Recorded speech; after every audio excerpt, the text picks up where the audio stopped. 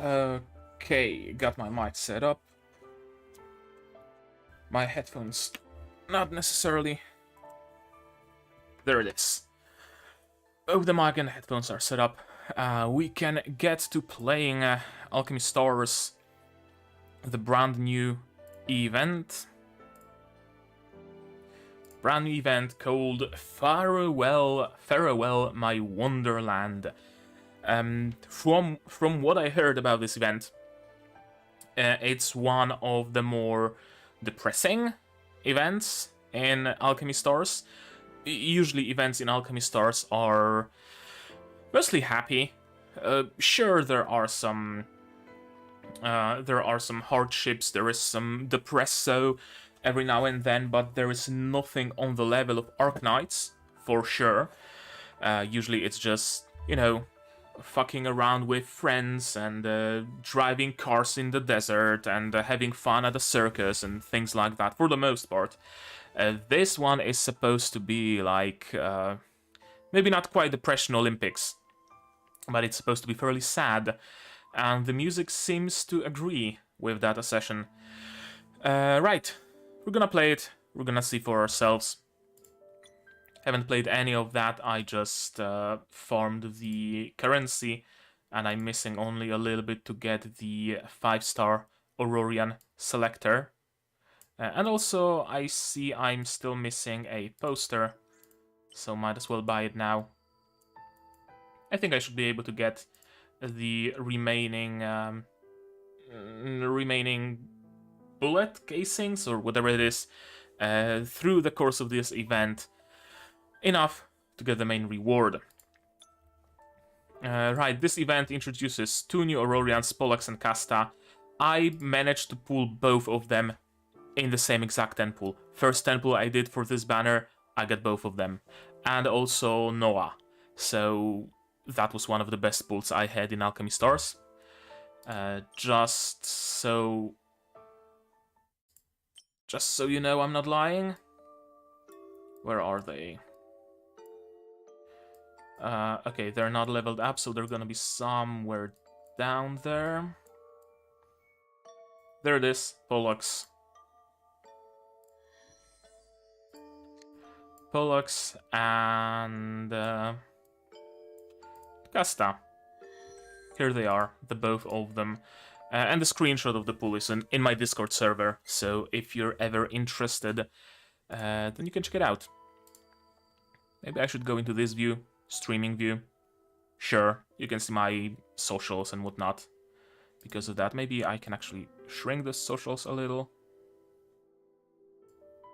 Yeah, I think that actually looks better. Anyway, ST1 partners. I'm assuming Pollux and Casta. A painful voice. Help me! Help! Thump. Look, Mom, that person over there fell over while walking. Wait here, let me go take a look. What's this? Well, I didn't need to voice act that scream. People are dying in the streets, I'm assuming. An unknown street in Umbreton. Hello, Carax. I'm too late.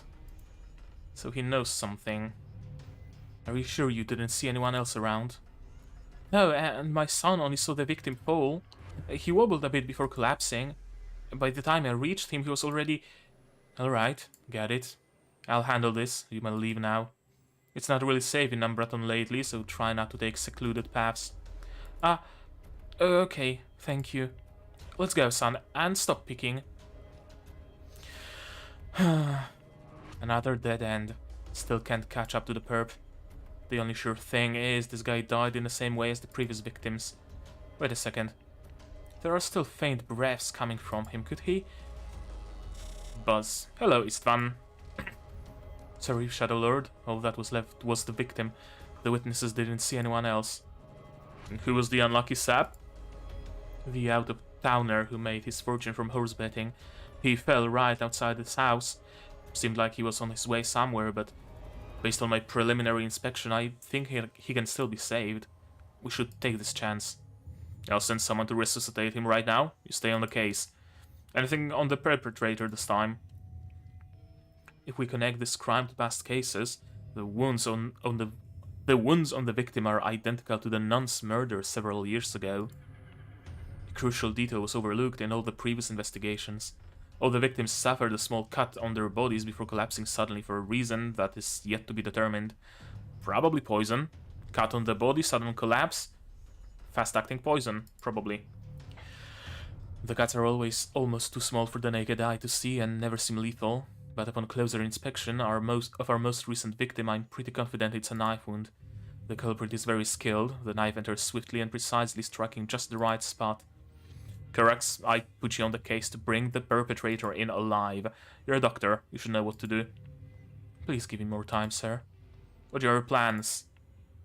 I'll stick to the original plan and keep my eyes out. Act swiftly and with caution. I shall.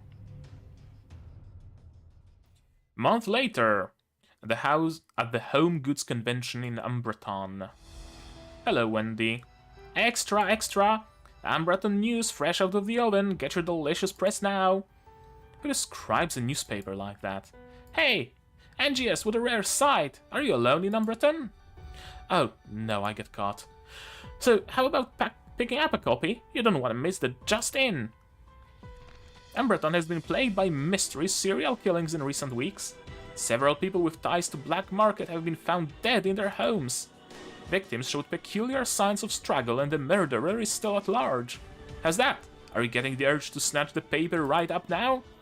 No, I'm good. I'm not here to buy a paper today. Come on, and Jess, you're already here. You've gotta buy something. Actually, several days ago in Cloud Gardens. Phew, finally. Cloud Gardens is more presentable now. I've been working on the project for so long I deserve a break. But this is not good enough yet. What? How'd you know what I was... Your face told me you were about to give up, Angius. We got the basic furnishings in place, but it's still too empty and plain. Here. Whoa, what's this stack? Exhibitor catalogs for the annual Umbreton Home Goods Convention. You don't want to know how many connections I had to go through to collect them all? You've been planning this forever, haven't you? Let's not dwell on the small details. Anyway, renovation is no trivial matter. This is your home after all. Now imagine finally getting to go home and relax after a long trip. What do you see? Oh, I want to curl up on a recliner. How does the recliner feel to you? Is it made of soft satin or cool leather? Leather for a recliner, of course, and it'll look cooler. See? Furnishings and decor don't just help with contentment, but are also a good way to show off your style. All things that go into your home should be chosen carefully. Wait a minute. You're not trying to get me to read all these brochures, are you? It's not like you've got anything to do in the next few days. And you have to handle every step in the renovation personally anyway. Alrighty now, there's no time for chit-chat. We've gotta get ready. Shopping is war, you know. Remember the material, finish and style for every item, peruse and evaluate everything thoroughly before making the final list so you'll be armed for the convention. Yes, Officer Rice. Just like that, we browsed the brochures for 4 whole days with very little sleep. Wow, impressive. Yeah, Vice was so laser-focused that she could burn right through them with her eyes. I thought all I had to do was follow Vice around the convention. However, just before departure. Oh gosh, I'm so sorry, NGS. I just got an urgent task from Commander Hero, so I ended up coming by myself without any clue or budget in mind. What a pity. What a pity though, NGS. The convention was cancelled last minute. What? It's due to the serial killings that get everyone all jumpy. Because of safety concerns, Umbreton called off all large gatherings for the time being. Really? What rotten luck. Don't be all depressed. Umbreton has loads of things for sale. Look around and you just might find something cool. Well, gotta run now. Thanks, Wendy. Where should I go then? Is this a stall specializing in postcards?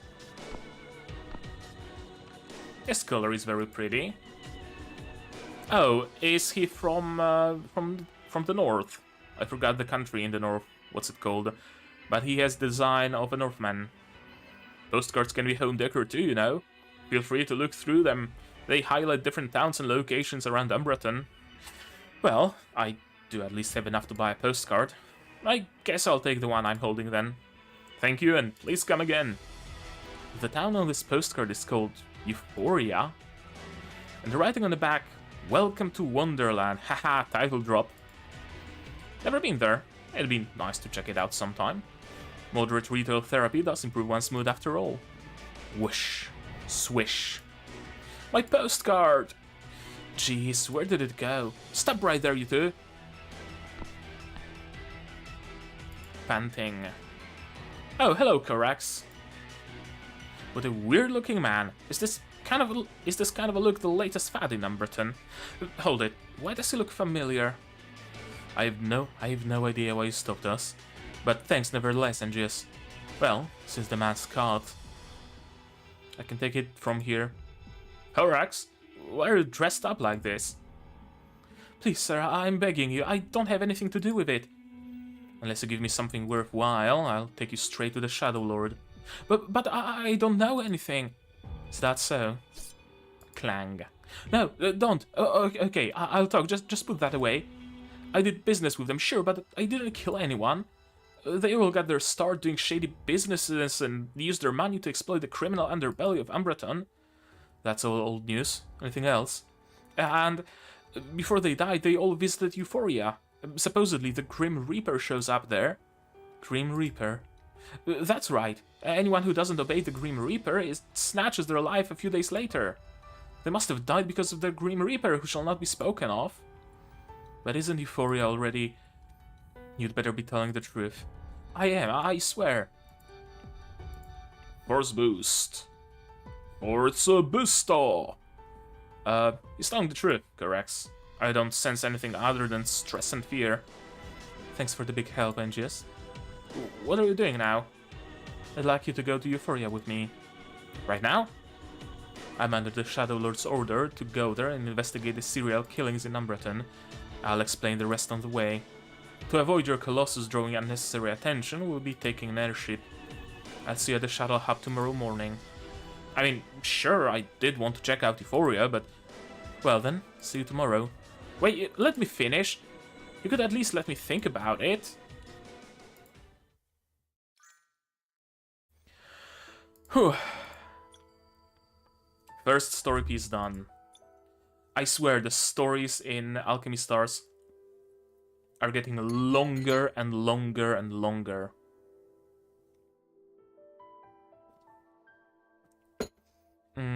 Water, so I'm gonna need the electric team.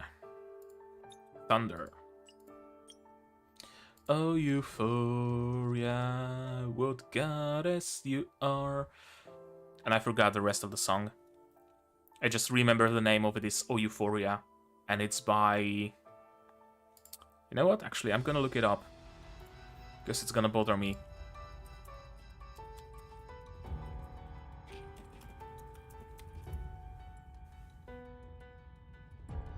Xandria. Xandria Euphoria. Okay, now I know. Shuttle Hub. Well, here I am. I even got here earlier than promised. I love the architecture in Umbraton. I rarely come here since I travel around on Soros. I wish I could send a postcard back to Airvale, if only I hadn't lost the one I had yesterday. My postcard. Pardon me for overhearing your lament. If it's a postcard you're upset about, I happen to have one on me. Here, take it. Whoa, no way, it's the same picture even. I can't take this, I don't even know you. It suits you more. Take it and I can call it my good deed for the day. Really, keep it, I don't need it anymore. You don't? Yes, because I'm going back. It's been 14 years since I was in Euphoria last. Sorry for rambling. It's cool, I'm still waiting for someone to show up. So, what should I call you? Anne is fine. I'm NGS. This would be my first time in Euphoria. You sound like you know it well. Mind telling me a little about it? I noticed the postcard dubbed it Wonderland. That's correct. To outsiders back then, it could certainly be considered a sort of wonderland.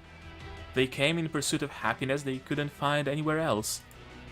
However, what was most alluring wasn't the cozy atmosphere or landscape, but rather the thriving black market within the shadows of its unique buildings. Black market? Doesn't Umbraton have one too? Why go to Euphoria? It did start off pretty similar to Ambreton, but Euphoria was legally private property. As you can probably guess, crossing the boundaries for personal gain and desire was common there. Large casinos, private arms manufacturers, anything you could imagine was there. That sounds even more liberal than Ambreton. Thanks for the primer, I'm looking forward to the visit. But I'm afraid you'll only be disappointed if you go to Euphoria with any preconceived notions. What do you mean? Sometime after I left, Euphoria suddenly vanished. I've never heard anyone mention the name since then. As if the town was purposely forgotten. A forgotten town, huh? And yes, sorry for the wait. It's okay. I've been talking to this nun here who's also going to Euphoria. And this is correct, she's traveling with me. The airship's about to take off, we should board now. It's rare to find a flight to Euphoria, so let's not miss it. Okay. Anyway, I officially took the case from the Shadow Lord a month ago.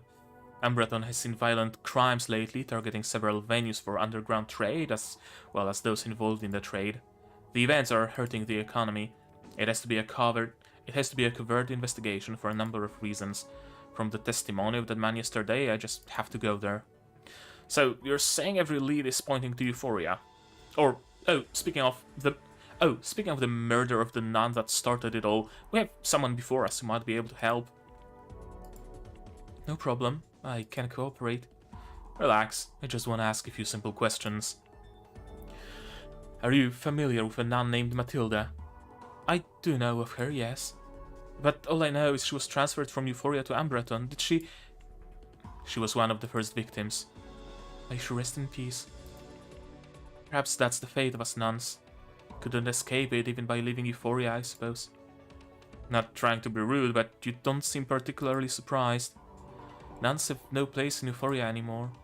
If you're caught alone on the streets and don't have enough money, even how you die is up to fate to decide. Sounds like a peaceful place. Yet you're riding an airship to Euphoria like us. I sought to get away from it all by leaving. But there's something calling me back now. You know what? I've got nothing to hide. I'm going back to see a friend. I guess we won't be going the same way. I think we're almost there, judging from the landscape below. I guess this is where we say goodbye. Good luck with your case. Thank you. You take care too. She left in a hurry. She didn't seem all that concerned about her safety either. It's desolate here, just like Anne said. The buildings are either in disrepair or vandalized, and there's not a person inside.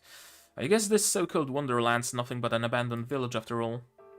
So, you've heard of Euphoria's nickname too, huh? Don't be disappointed. I got some useful info from Taki before I left. Well then, let's get this show on the road. What's the matter? I sense something weird in the air. Eclipsites, of course. It's always fucking Eclipsites. Just like the report said, the area's perpetual overcast skies and dense fog make for a natural playground for the Eclipsites. Whatever type of Eclipsites they are, we'll just have to fight them. Ice Blade. See, that's my main criticism of Alchemy Stars. It's always Eclipsites. You could be having a Halloween event fighting, I don't know, Halloween event where ghosts are attacking the town, and you would still be fighting Eclipsites. You could have an event with alien invasion, you would be fighting Eclipsites. You could have an event all about cooking, you would still be fighting motherfucking Eclipsites. Couldn't we get some bandits to fight here, some brigands? You know? People that you would have normally expected from an abandoned city like that. Has to be Eclipsites.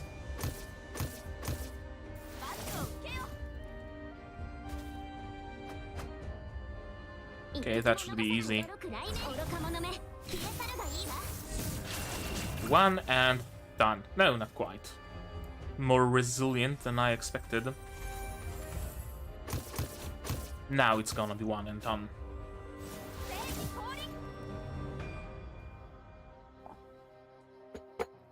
Easy peasy lemon squeezy. Get away from there, Angius. I've been through the same exact scenario a million times by now. Yeah, that's what I'm saying. Stay away. Swish. Members of all gangs. Okay, just literally all gangs.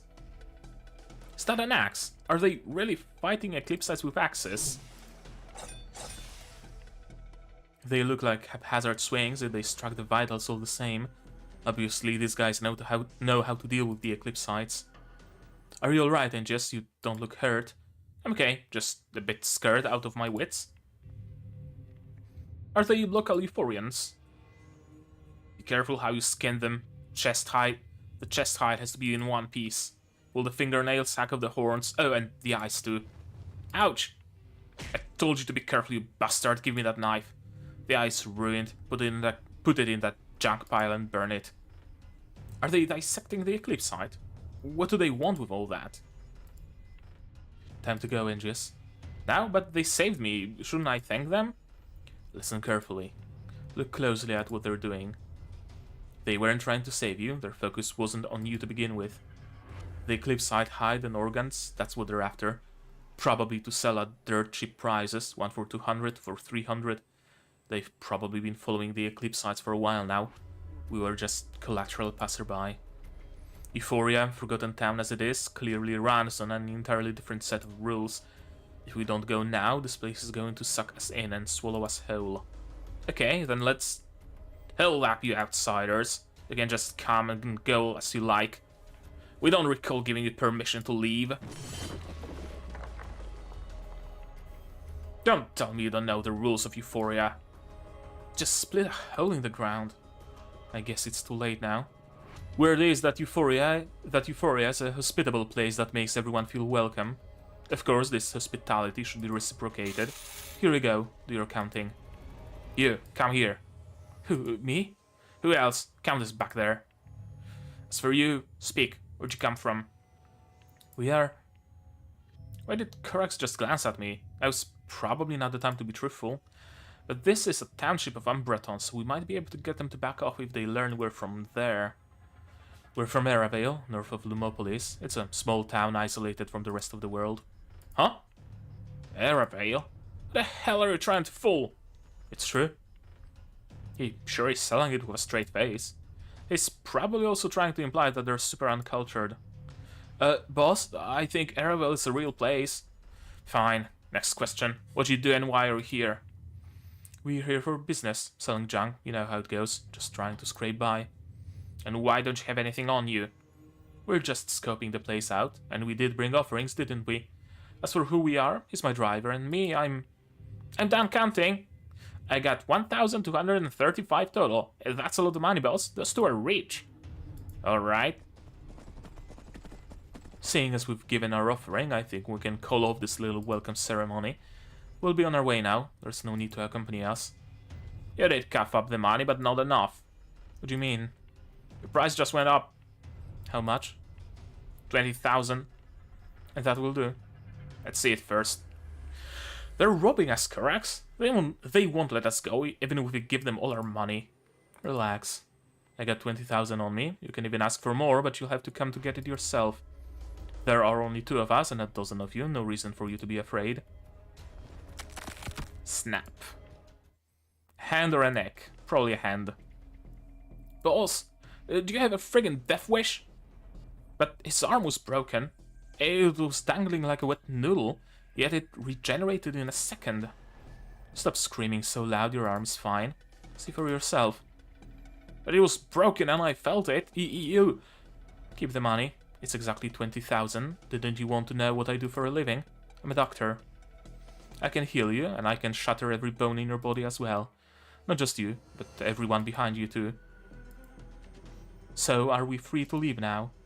You just wait, you'll regret this.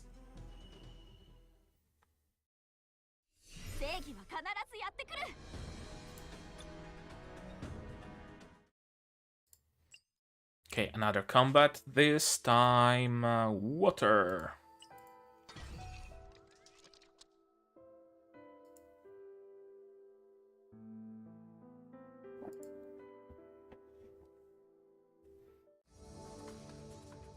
No, finally got rid of them.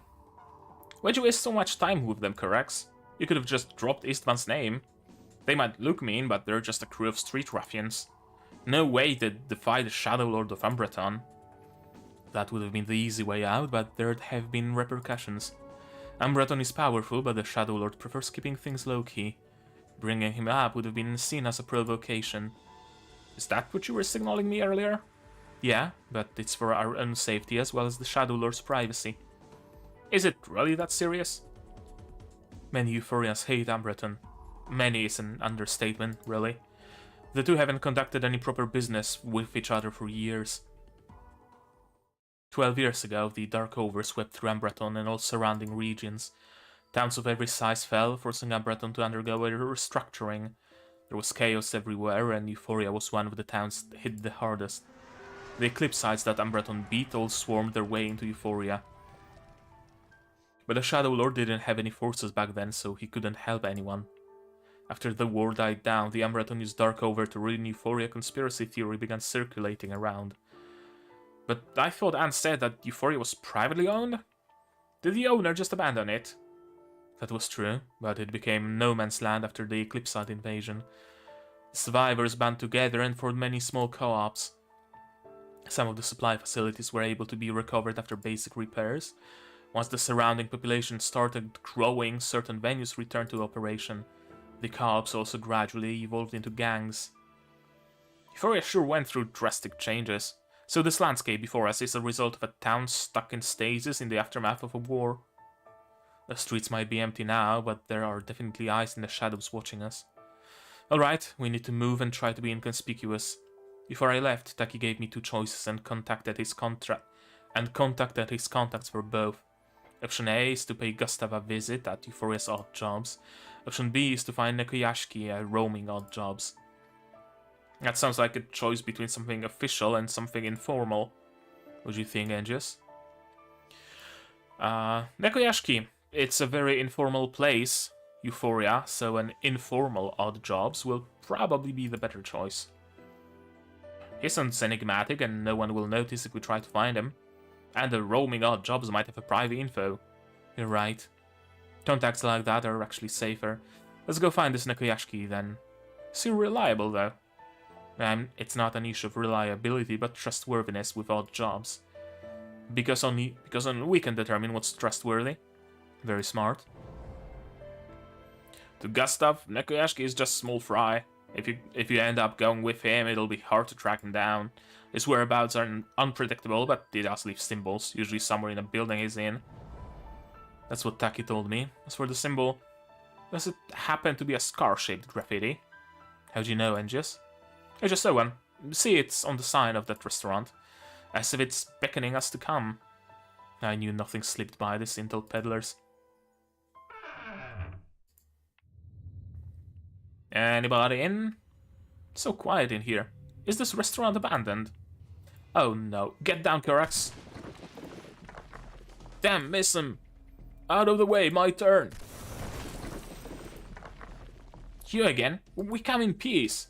We were slow on the draw last time. You pissed off the wrong people when you broke the boss's arm. Are we not at the right place? No way. Taki's information is never wrong. There's probably more to the situation than we think. Never mind. Come on, we need to defend ourselves. Huh? You dare fight back? Oh, Eclipsites. Of course, we can't just fight the gang members, can we? We have to fight Eclipsites. It's always Eclipsites. Eclipsites on top of the gang? A mess. We should get rid of the Eclipsites first. Of course we should. We always get rid of the Eclipsites first, and only Eclipsites. First, second, third, last, and only. How do I do that? Bethel. Azure.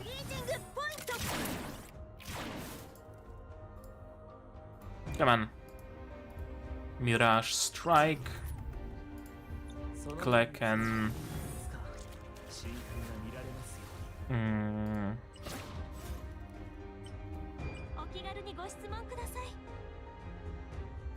Oh, I should have used her first. Or I actually should have teleported with Yumi teleport first. Yeah, it doesn't matter all that much.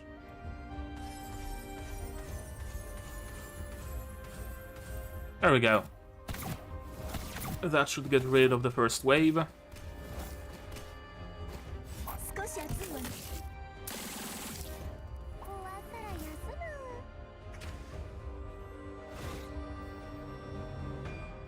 And... oh, no Mirage Strike. Okay, whatever, I guess.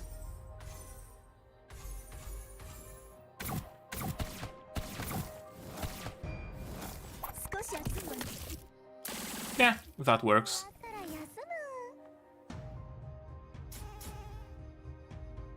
That's even better, because now Mirage Strike can just strike them all. Almost all.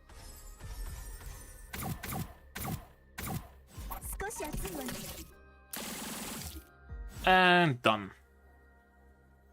Easy.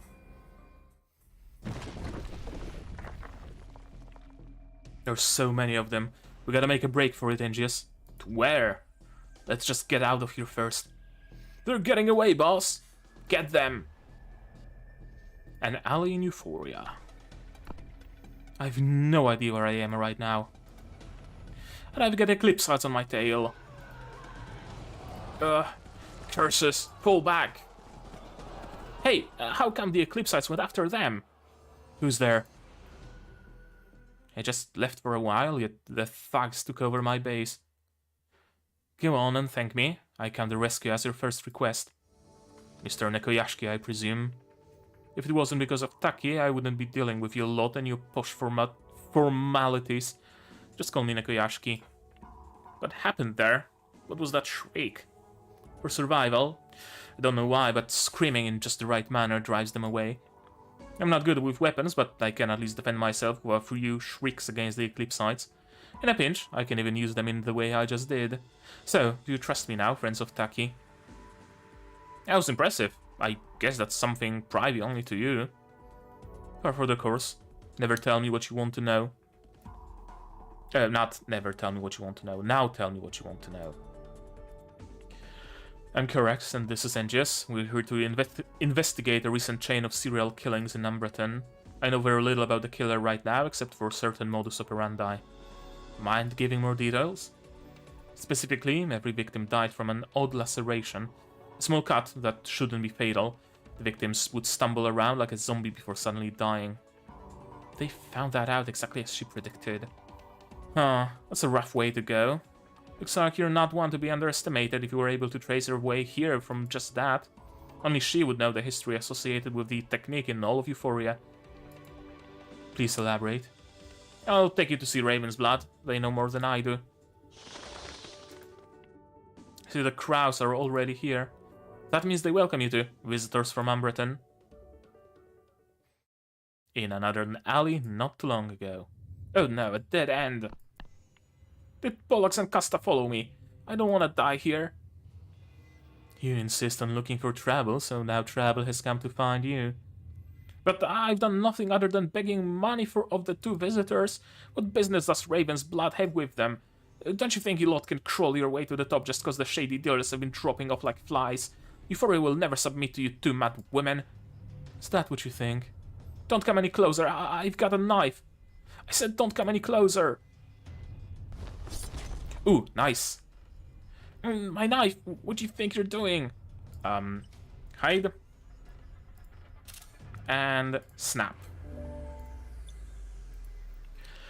A dagger isn't sufficient for protecting oneself. It's more dangerous than you'll ever be. Try a weapon better suited for yourself next time. I don't understand what you mean at all. I just saved you from all those Eclipsites. Do you still not understand the situation you're in? Are you too dense to figure it out? Ingrates don't live long in Euphoria.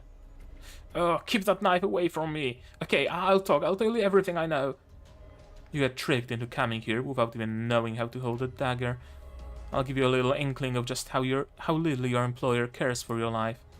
Whether I use your neck as a prop depends on how cooperative you are. I said I'll talk. A lot of locals like me were assembled to lay in ambush in town. Lay in ambush? Yeah, the chief didn't think it was time to make a move yet.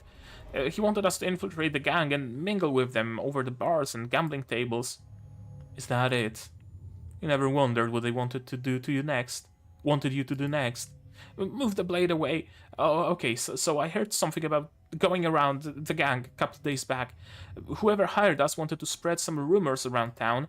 That's all I know, I swear. I don't even know what kind of rumors. I see. Aren't you going to let me go? I told you everything I know. Let me offer you another lesson on the house about surviving in Euphoria. Don't trust anybody here. Ah! Every single time we just knock them out and dump them in the garbage. If people found out the esteemed Pollux was actually so merciful, how could they still believe the reputation associated with the name? And they shouldn't. It's best not to trust anybody in Euphoria, especially me. Something's happening over on Nekuyashi's end. Yep, they tracked down Nekuyashi like I anticipated. Though sooner than I thought. Let's get to the usual place and wait for Nekuyashi and the two guests from Umbreton like we talked about. This isn't like you at all, Pollux. Again, why are we meeting them? I have an ulterior motive. I know the Shadow Lord sent them. Is this about the children? The children and Euphoria too, of course. I'm waiting for a storm to come and wash the filth away. Casta... Yeah? When did Euphoria's sky turn... When did Euphoria's sky turn become a perpetual muddy grey? Huh? When did Euphoria's sky become a perpetual muddy grey? Or, when did Euphoria's sky turn a perpetual muddy grey? Okay, so that's just two versions in the same sentence. When did it start, I wonder?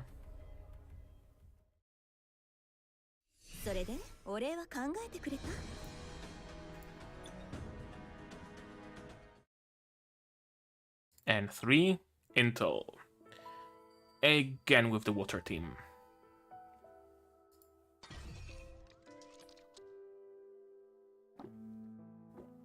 I need a better converter than Miss Blank. Gonna have to look through my list of Aurorians and see who could fill that spot. The Raven's Blood you mentioned, is it one of Euphoria's many gangs? Actually, you made the right decision to seek my help.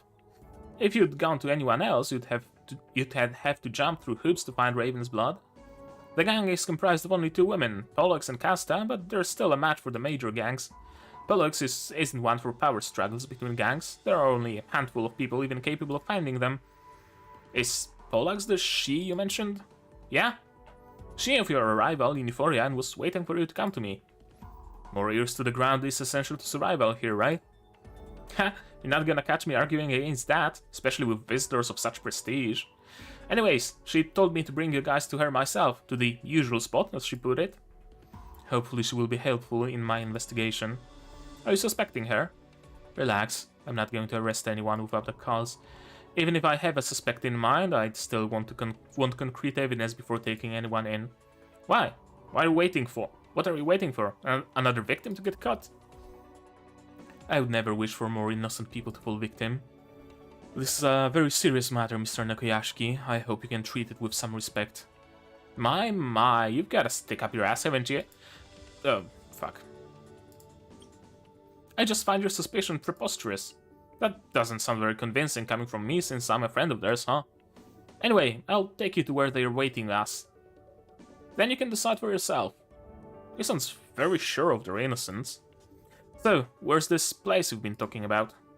We're going to an old church. It used to be a sight to behold before it was abandoned. A church? Nuns have no place in Euphoria anymore. The nuns are all gone, but the church is still here, huh? It's just as run down as the other buildings. Unlike the other buildings, it's only good for shelter. Euphoria's never had a savior, and no one here prays to the god of light anymore. The town has been purged clean of nuns over the last few years. This church no longer belongs to any denomination. The nuns were purged? By whom? If I knew, I wouldn't have lived long enough to be here today. Maybe it was just their fate. You don't negotiate with death. The ubiquitous Grim Reaper snatches their life a few days later. They must have died because of the Grim Reaper who shall not be spoken of. This sounds just like what that man said. The serial murders, the slaughtered nuns. Could it all be the work of the Grim Reaper?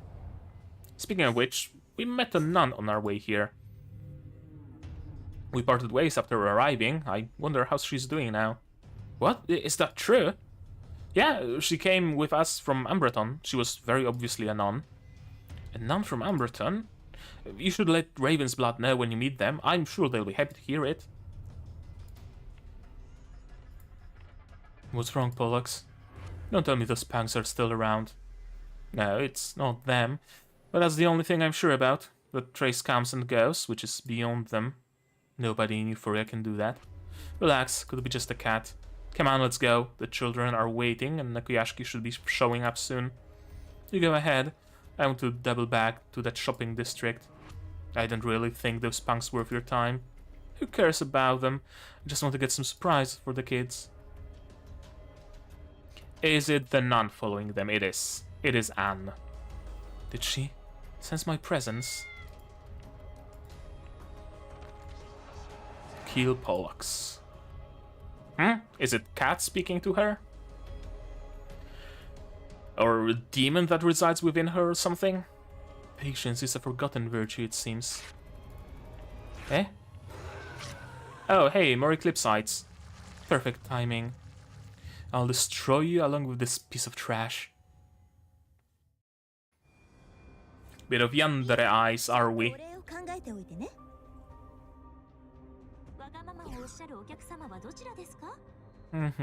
How'd I do that?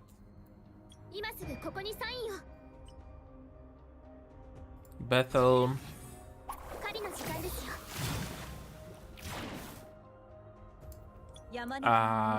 Sure.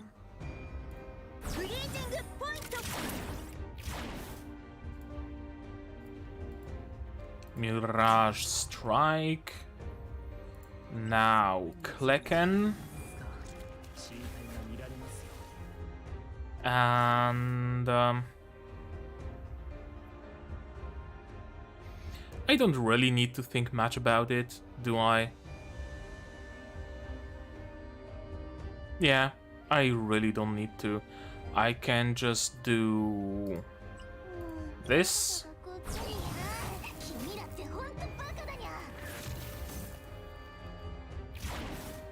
And this.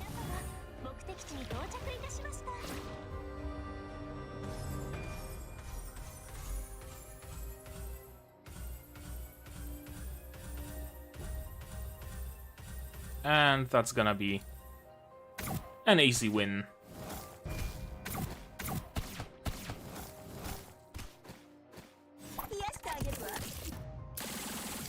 Very much so.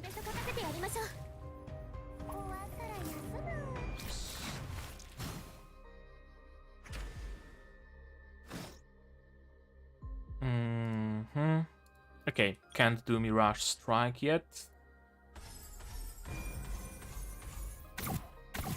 I should have grabbed the Thunder Crystal or whatever it's called.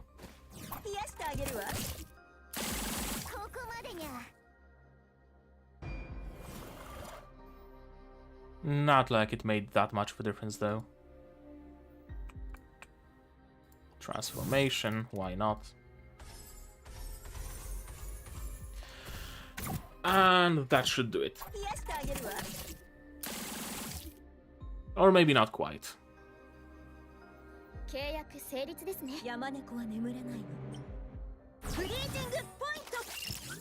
This one gets an overkill.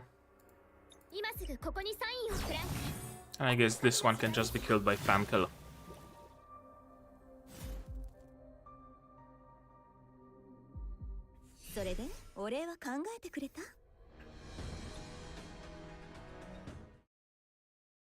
Okay, I gotta check out how many missions there are, by the way. No, that's some other missions. Town log? Town log, okay. Quests. And 12. Okay, not bad. Not bad at all. I was afraid there's gonna be more.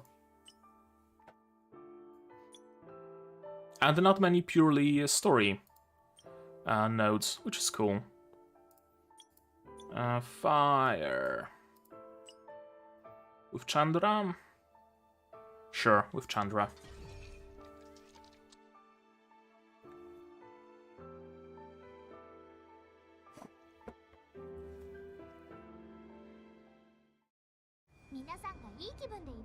Oh, no story. Just combat. Cool, cool, cool. That's fine by me.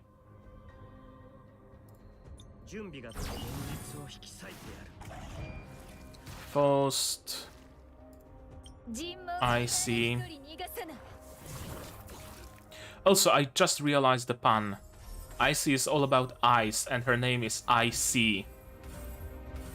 I don't know if that's actually the pun they were going for, or is it just coincidence? But seems cool. Right, can't hit him directly. And he has guard. Okay, guard broken. So now Faust and Icy have a chance to hit him. And now Aurora time. Yeah, that's gotta handle the first wave.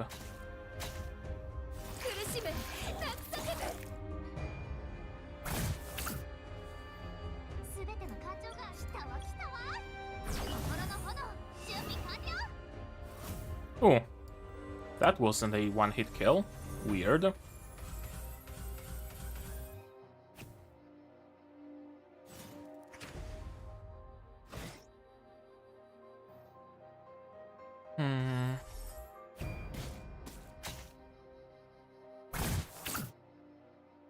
Okay, now both of them have guard.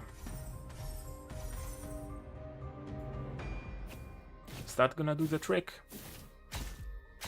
5 autos, and then a couple of skills. Yeah. 5 Aurorians in the team is perfectly enough to take off the guard.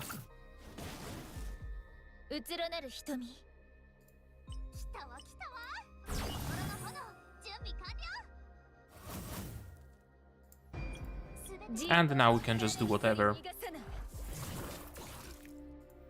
Gonna try to go for an overkill. First gonna take off the guard.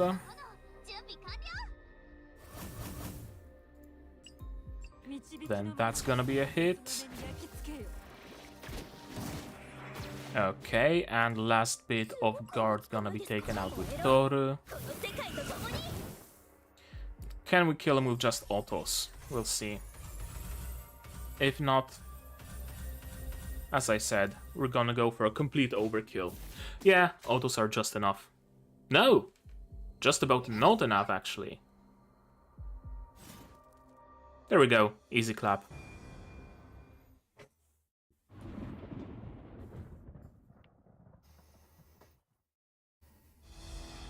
Hello, Istvan.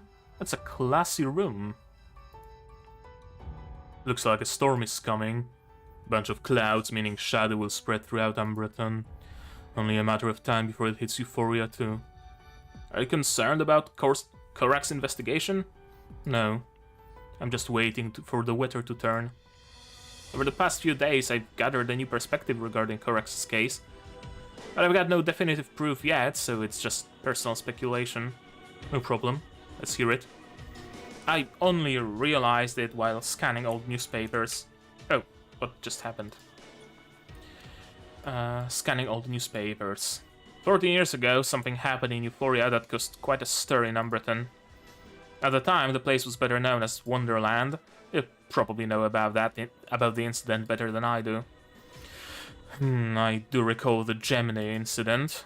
Yeah, that was when underground fighting was the fad in Euphoria and made a lot of people rich.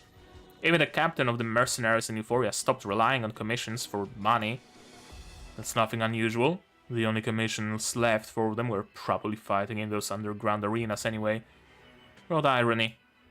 Anyway, someone was pulling the strings behind the scenes, and under their orders, the captain trained 2 up-and-coming stars. They were 2 very young girls trained under 2 entirely different regimes by the captain. Let me guess, one of them was either Pollux or Casta. One underwent internal mercenary training and specialized in their fighting style. The other joined other mercs out in the field in actual combat, training her adaptability for all situations. Euphoria called them the mercenary group's Gemini twins. Yet the first official gig they got was a fight to the death against each other in an arena. Let me guess, there was no show of emotional hysterics whatsoever and one killed the other point blank, right? Yeah. There are no reports on how the fight went down, but according to gossip from eyewitnesses, the child who'd survived was seriously injured with small lacerations all over her body. She was practically dead. After that incident, she vanished altogether, never to be seen again. The public lost interest in her and in the chaos that struck Ambraton a few years later anyway. You think the girl who died actually still lives? Yeah? That's too simple, isn't it? I'm not doubting she couldn't have survived, it's just that we can't be sure she's the only one who knows that technique. After all, Euphoria is no longer the place it used to be. Prior to the Darkover crisis, that mercenary company boasted a few members who could wield the skills, and they taught others, the sort of potential suspects. You're correct, which is why this is just speculation. However, say there was a survivor of that ill-fated death match and they've lived anonymously up till now. It wouldn't be a good thing for either Ambraton or Euphoria. Do you know what the hardest thing is for a regular participant in underground fighting? It's not survival, is it? Since life and death is just par for the course here. It's promptly cutting the rotten tissues of your body. Something so simple? Because old tissue prevents healthy tissue from forming. Given time, it ruins your physique and robs you of the privilege to compete. That'll be a job for a doctor, right? I'd have the doctor I trusted the most handle it. But then again, didn't the other girl supposedly also survive? At the very least, this proves that not everyone who is subjected to that blade technique dies. Uncle Istvan, the victim of Korax found. He's awake now. Ha, speak of the devil. I didn't know Kaskuta is Istvan's niece. Story time. Go ahead. That's a ruined church, if I have ever seen one. Look everyone, Nakayashki's back. Hush, not so loud, Latan. I'm looking for Kasta, have you seen her? Kasta went out to get the bread. You want me to go get her? Go tell her we have a guest from Ambraton. Okay, you can play with the others while I go get her. Did you bring us any treats, Nakayashki? Of course. Come over here, Nakayashki, bend down. I found something nice for you. Hey, don't yak me around like that, kid. Wow, why are there so many children here? These kids were all taken in by Raven's blood and... Ow! What are you pulling my hair for? Look, I found this cockroach the other day. It wasn't easy to catch. Do you like it? You little rascal, get over here. Oh no, Nakayashki's mad. Run away! Looks like he doesn't have the time to explain things to me right now. There isn't much to explain. Most of these children ended up here after being abandoned in the streets. Some were orphaned after their parents were killed by gang violence, and others were rescued from the criminal underground. Until a safe and suitable home is found for them, these kids are under the protection of Raven's blood. That's us. You must be the Kasta that Nakayashki mentioned. We're... No need for introductions. We know exactly why you're here and what you're investigating. Let's wait for Pollux to return before we talking. I still need to feed these rascals. That's fine. We don't mind waiting. Alright everyone, it's almost nap time, so finish eating your bread and go straight to bed. Okay. They finally let go of my hair. These kids are something else. If you're finished, let's continue our conversation. Since I'm the Odd Jobs member, I'll catch everyone up on the situation. Regarding our two guests here, I understand that Taki pointed you in my direction. However, Raven's Blood is much more knowledgeable about Euphoria and can help you out a lot more than I can. As for you, Raven's Blood ladies, I've brought you the folks you asked for, so now I'll leave the rest to you. I'll be leaving now, as I still have other business to attend to. Just go, don't come bothering us with your annoying presence. We'll call for you if we need you. Ouch, that hurts. Tossing me aside once you're done using me. You're the one who said you were leaving, so leave already. I still have bread to serve. Let me help you, Kasta. I can help too, I can help too. Alright then. Last time you can split this bread up amongst the younger kids. Shuey, you can hand out the butter and make sure the little ones get extra. Got it? Sure, I know what the butter is. I'll go get it. Does everybody in this church miss an eye? Casta is missing an eye. Pollux is missing an eye. The kids are missing an eye. Sorry, but I have to ask. How did the kids sustain those injuries? Did you think homeless orphans would have it easy on the streets of Euphoria? They were hurt by other people, so we bandaged up their wounds. Simple as that. Would you mind if I took a look at their injuries? I was a doctor once upon a time. A doctor, huh? I can see that their wounds have been wrapped very carefully and the bandages are quite clean, but a few of the kids look a little worse for the wear. They'll require some extra attention.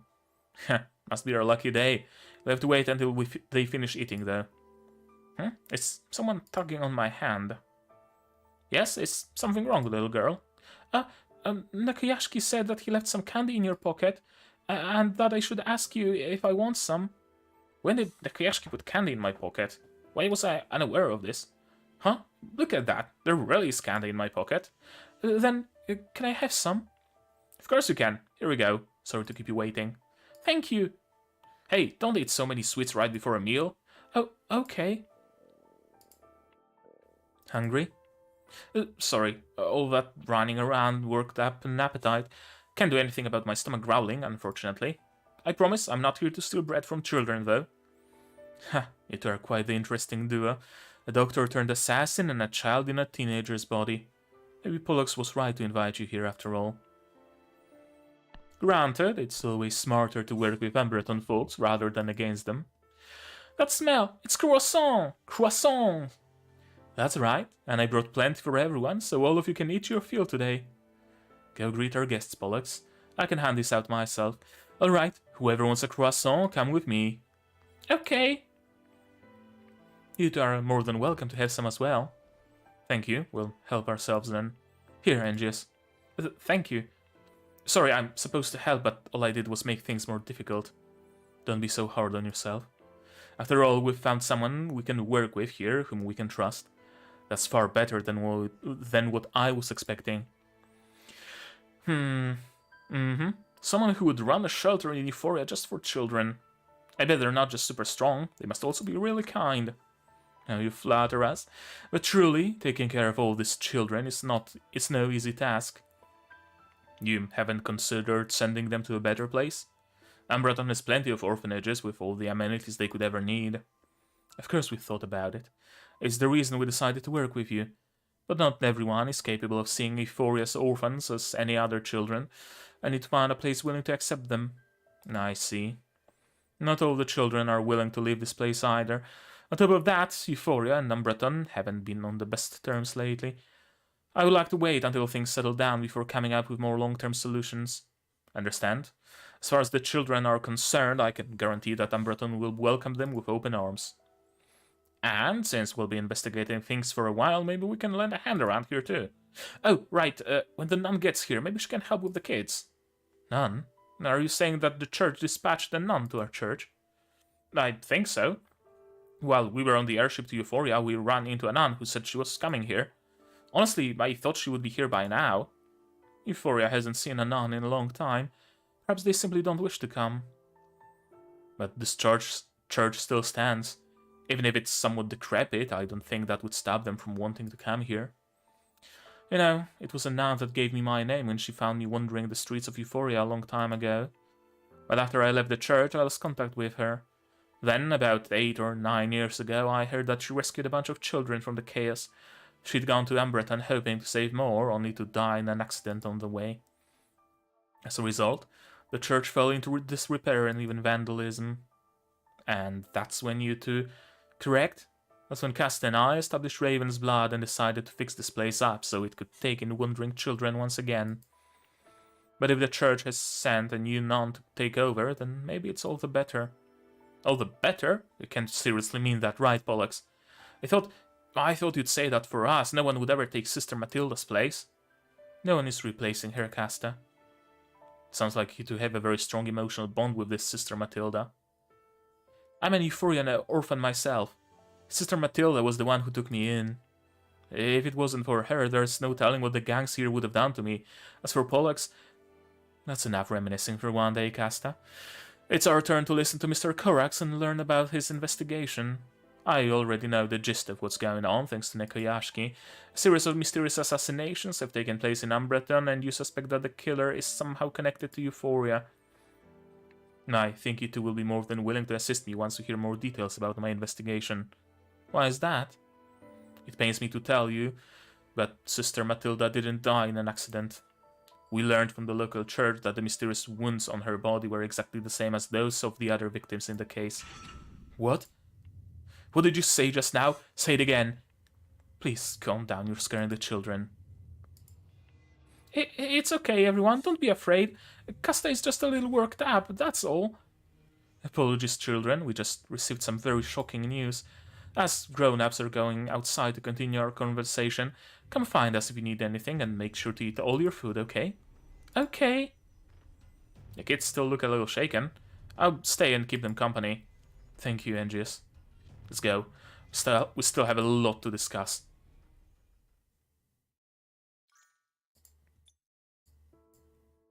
Grim Reaper. That calls for a forest team. Oh, I see someone joined the stream briefly. 10 minutes ago. Belated welcome to the stream.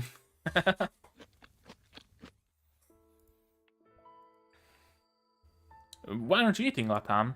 You keep staring outside. Are you worried about them? Yeah, we almost never see Casta get that angry. Or Pollux, even though she looked a lot calmer than Casta, I could tell she was furious.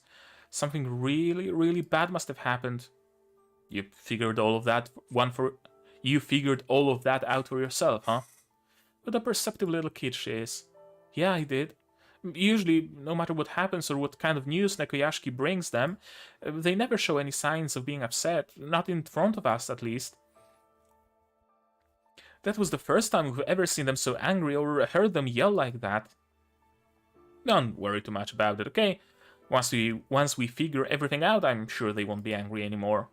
Does it have something to do with Sister Matilda? You heard that too? Uh-huh. I was listening to you guys all along. Well, I can tell you that, yes, it has something to do with Sister Matilda. As for the rest of the details, we still have a lot of investigating to do. But once we finish our work, I'm sure Pollux and Casta will share the rest of it with you. Oh, okay. Huh? Something the matter? I thought I saw someone outside just now. Behind you, over there. I don't see anyone. Weird. Maybe I imagined it? I could have sworn I saw someone pass by. Maybe they're hiding? I'll try sensing their presence. What do you mean by that? Simply put, I have a special power that lets me find people without seeing them. It's kind of my thing. I'm really sensitive to Lumina as well as Darkflow. That sounds so cool! I can sense 3 very powerful people in that corridor outside. That ought to be Korax, Casta, and Pollux. There are also a few Eclipsites roaming this area, but they're still pretty far from the church. And beyond that, all I sense are ordinary people. Oh, maybe I was just seeing things after all. No, I think you're just a little anxious. Let's go back inside the church and wait for Pollux and the others, okay? We don't want those Eclipsites to catch sight of us out here. Okay. Good girl. Go on and finish eating. I hope everything's going well on Korax's end. I was assigned to this case roughly 1 month ago. Shadow Lord needed someone to examine the corpses, and that was precisely when I discovered signs of the murderer's preferred method of killing. So you're saying you saw these kinds of wounds on a patient who died a few days ago? Indeed, and a bizarre patient at that. His condition was far from critical, yet he died all the same. I'm beginning to think he didn't die from his illness. I believe a serial murderer is behind his deaths. Have there been any recent reports of strange deaths such as this?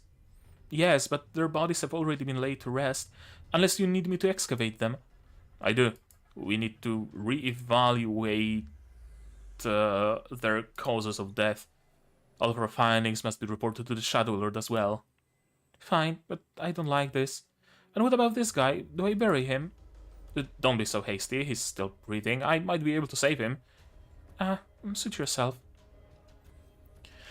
There are strange scars on the bodies of the victims. What's more, the culprit has repeated their crime multiple times. If it wasn't for the recent increase in these near-identical murders, we might have never discovered that this was the work of a serial killer. Although we've ascertained an MO, we have yet to find any other useful clues. During my investigation, I discovered that the body of a person who died years ago in an alleged accident bore the same scars as those of the serial killer's victims. One of the tips we received was from a local church. They gave us Sister Matilda's accident file. How did you link the killer to Euphoria? Where's the bastard? We still don't know the killer's identity. And as for how they are connected to Euphoria, it's only speculation on our end. Rumors say that Euphoria is haunted by a Grim Reaper. A Grim Reaper that supposedly only appears before those who dare disrupt the peace in Euphoria or break its rules. He appears without a sound, takes the lives of his victims without leaving so much as a trace of his presence. What exactly are we going on about? The killer uses a high-level assassination art. One that is rumored to leave no traces behind, not even a single drop of blood. No, it definitely leaves something behind. Scars. Granted, they only look like ordinary scratch marks. But Lex, do you know of this technique? Of course I do. Because I can use it as well. What?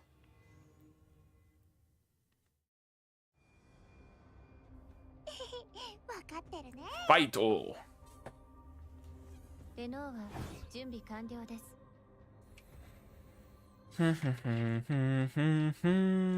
How do I do that?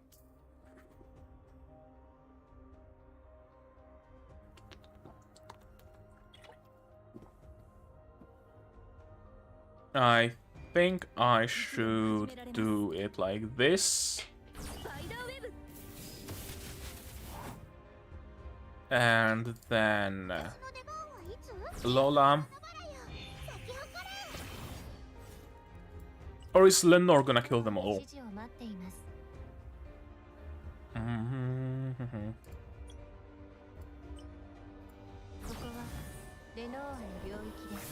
Almost. Okay, so now we just clap all of them. Yeah, that should be enough.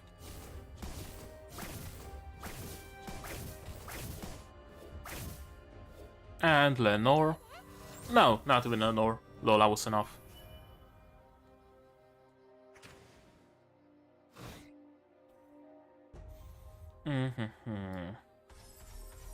Water tiles, that's gonna give Lenore something to do.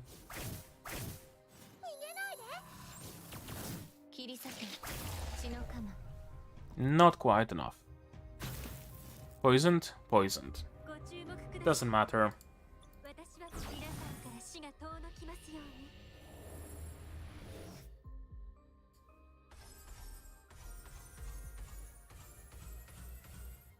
That should do the trick. At least for the top two. Or maybe even for... no, not quite all of them. Alas.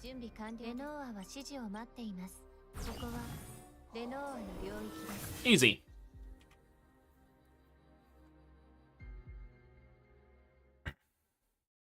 We finished our bread a long time ago. Why hasn't Casta come back to tell us to go to bed? I heard Casta say that she needs to see the doctor after she finishes eating. So that guy's a doctor? Yep, the tan one is a doctor. So when will they be back? Let's just go to sleep for now. I'm sure they'll be back after you wake up. Latan's right, everyone. It's nap time, so get some rest and everything will be taken care of by the time you wake up. Huh? Sounds like you're just saying that. You think we're a bunch of 3-year-olds? Ah, you're the kid from before. The one who tried to give the roach to Nenkoyashiki. Heh, that's right. You're just trying to trick us into taking our naps, aren't you? Well, we're not buying it. Tell us what you guys are doing here, and don't you dare lie. Jeez, taking care of kids can be a real pain. We came looking for Raven's blood. Well, rather, it was them who reached out to us. We're investigating a very serious crime together. What kind of crime? I have to think of a way to scare them so they don't keep asking about it. A very scary murder case. Doesn't that sound scary to you guys? We're from Euphoria. You really think that scares us? What? I mean, it should. Sorry, for a second I forgot. Haha, this guy thinks we're just a bunch of normal boys and girls. What a weirdo. Yeah, besides, everyone hates Euphoria's little kids. There's nothing weird about it. I don't care who you are or where you came from. In my eyes, you are just a bunch of normal kids. All you guys should think about is eating and sleeping and having fun. Don't worry about any of this scary and dangerous stuff. Pollux and the others will resolve them. And just as a point, plus Pollux and Casta told us the same thing too. Okay, fine. Huh, guess you're really a nice guy after all.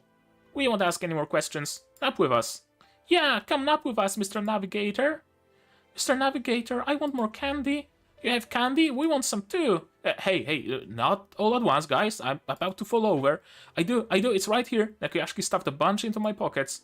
One at a time, guys. No need to hurry. Nekuyashiki, that bastard, sure knows what's up. I don't think a little kid should talk about grown-ups like that. Nekuyashiki is your senior, after all. You should show him a little more respect. Hey, what gives? Quit your preaching and give me my candy. Nekuyashiki left this candy with me, you know. If you don't respect him, why should I share some with you? What are you talking about? I get along great with Nekuyashiki, and he would never tell me to respect him. Wanna know something? When Nekuyashiki first came to Euphoria, he had a really rotten attitude.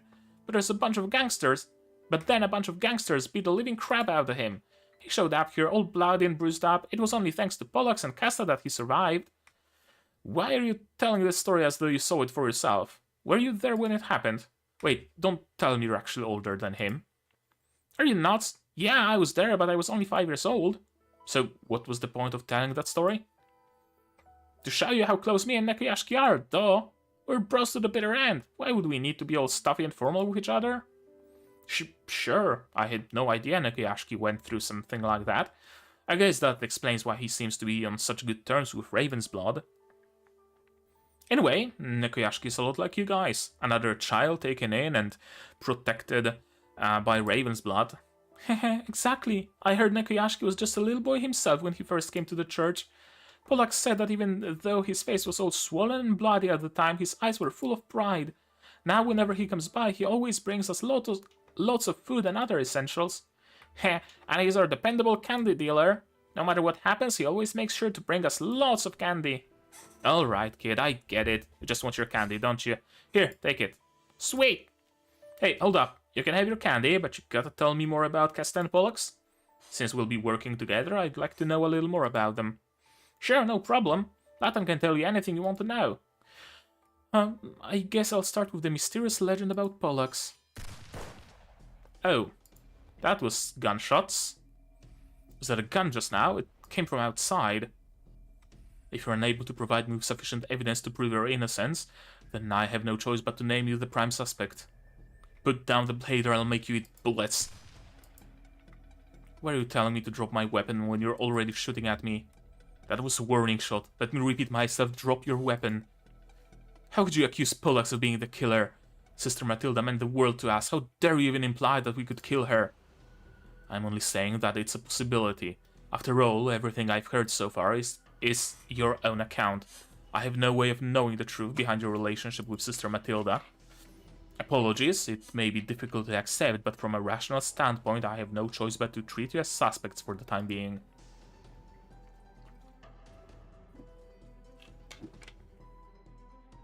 The only way to clear your name is to provide me with sufficient evidence of your innocence. What the heck is going on here? Why are you guys fighting? And yes, Pollux just admitted to being able to use the same assassination technique as the one used by the serial killer. What? No, it can't be. Pollux would never kill anyone. Enough, all of you. None of you should be drawing your weapons in front of children. Pollux, are they going to take you away? I won't let them take you. I'll protect you. Oh, that's it. Okay. Let me guess. Suddenly, Eclipsites.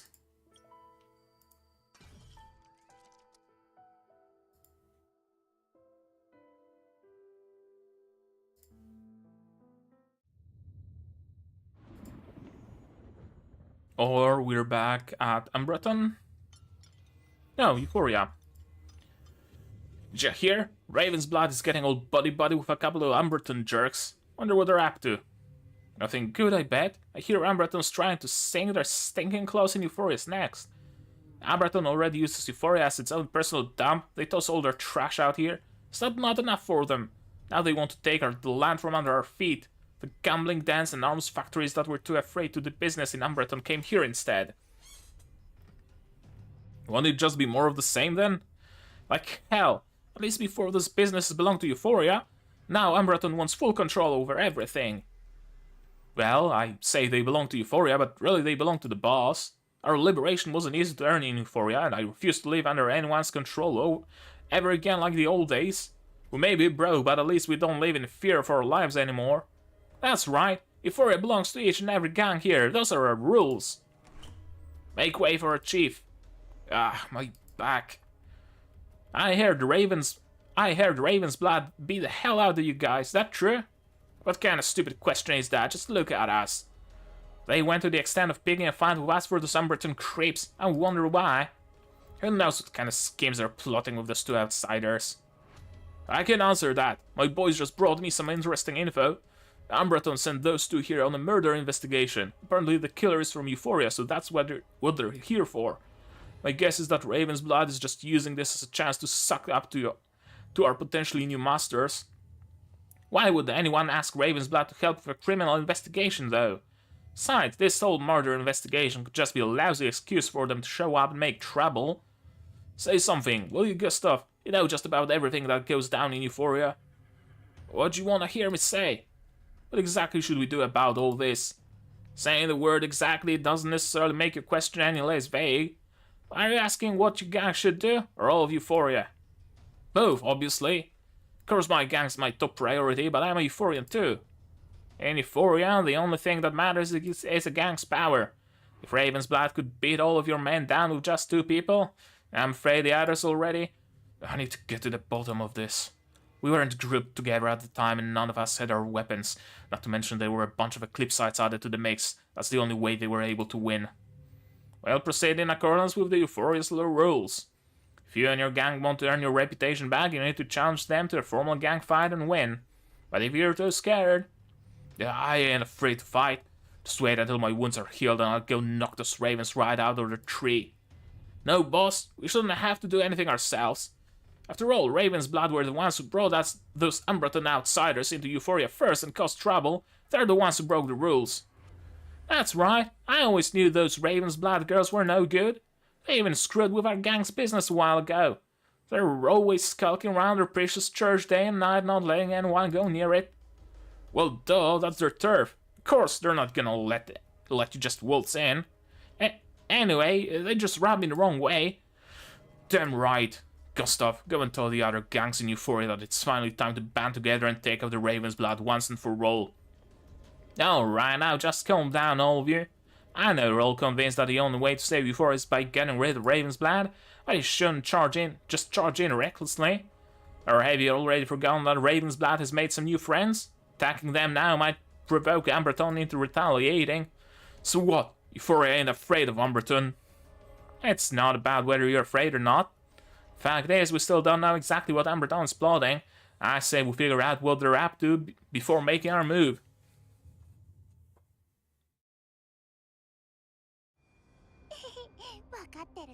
And Eclipsites out of nowhere. Of course. Of course we are fighting Eclipsites. What the fuck else would we be fighting?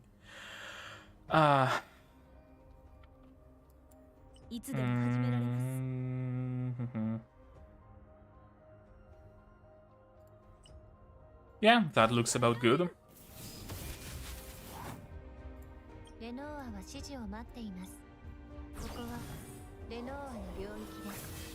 Lenore, Lola, and the rest should be taken care of by autos and chains. No, I have to leave that open.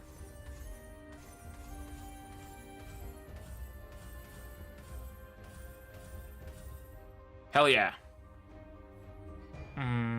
Wait, can I maybe... Yeah, that's gonna be better.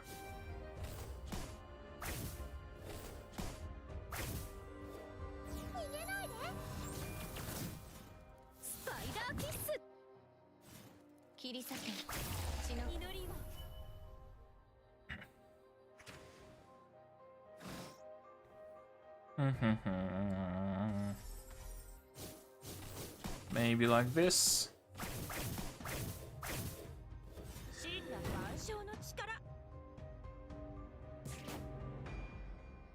Oh, that's just a prism tile. I thought there's some thunder crystal or something in the middle. Apparently not.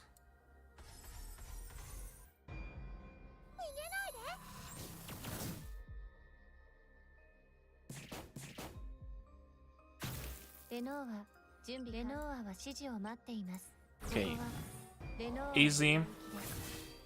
And the last one can be killed with just autos, I think. Yeah, just autos are enough.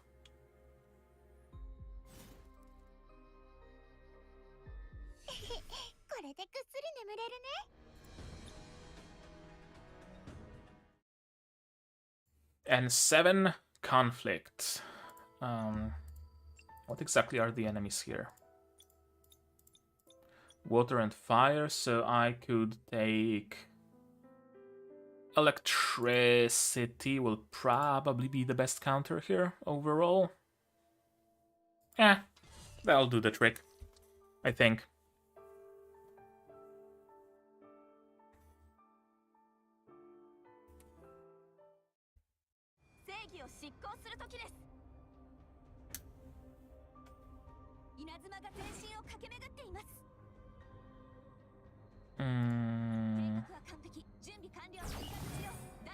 Is it gonna... No, that's not gonna break the stones.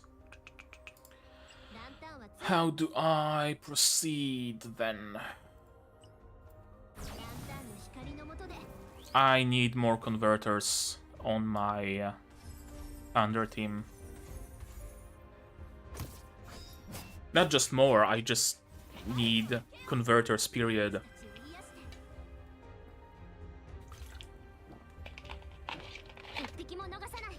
No, that's not what I wanted to say either.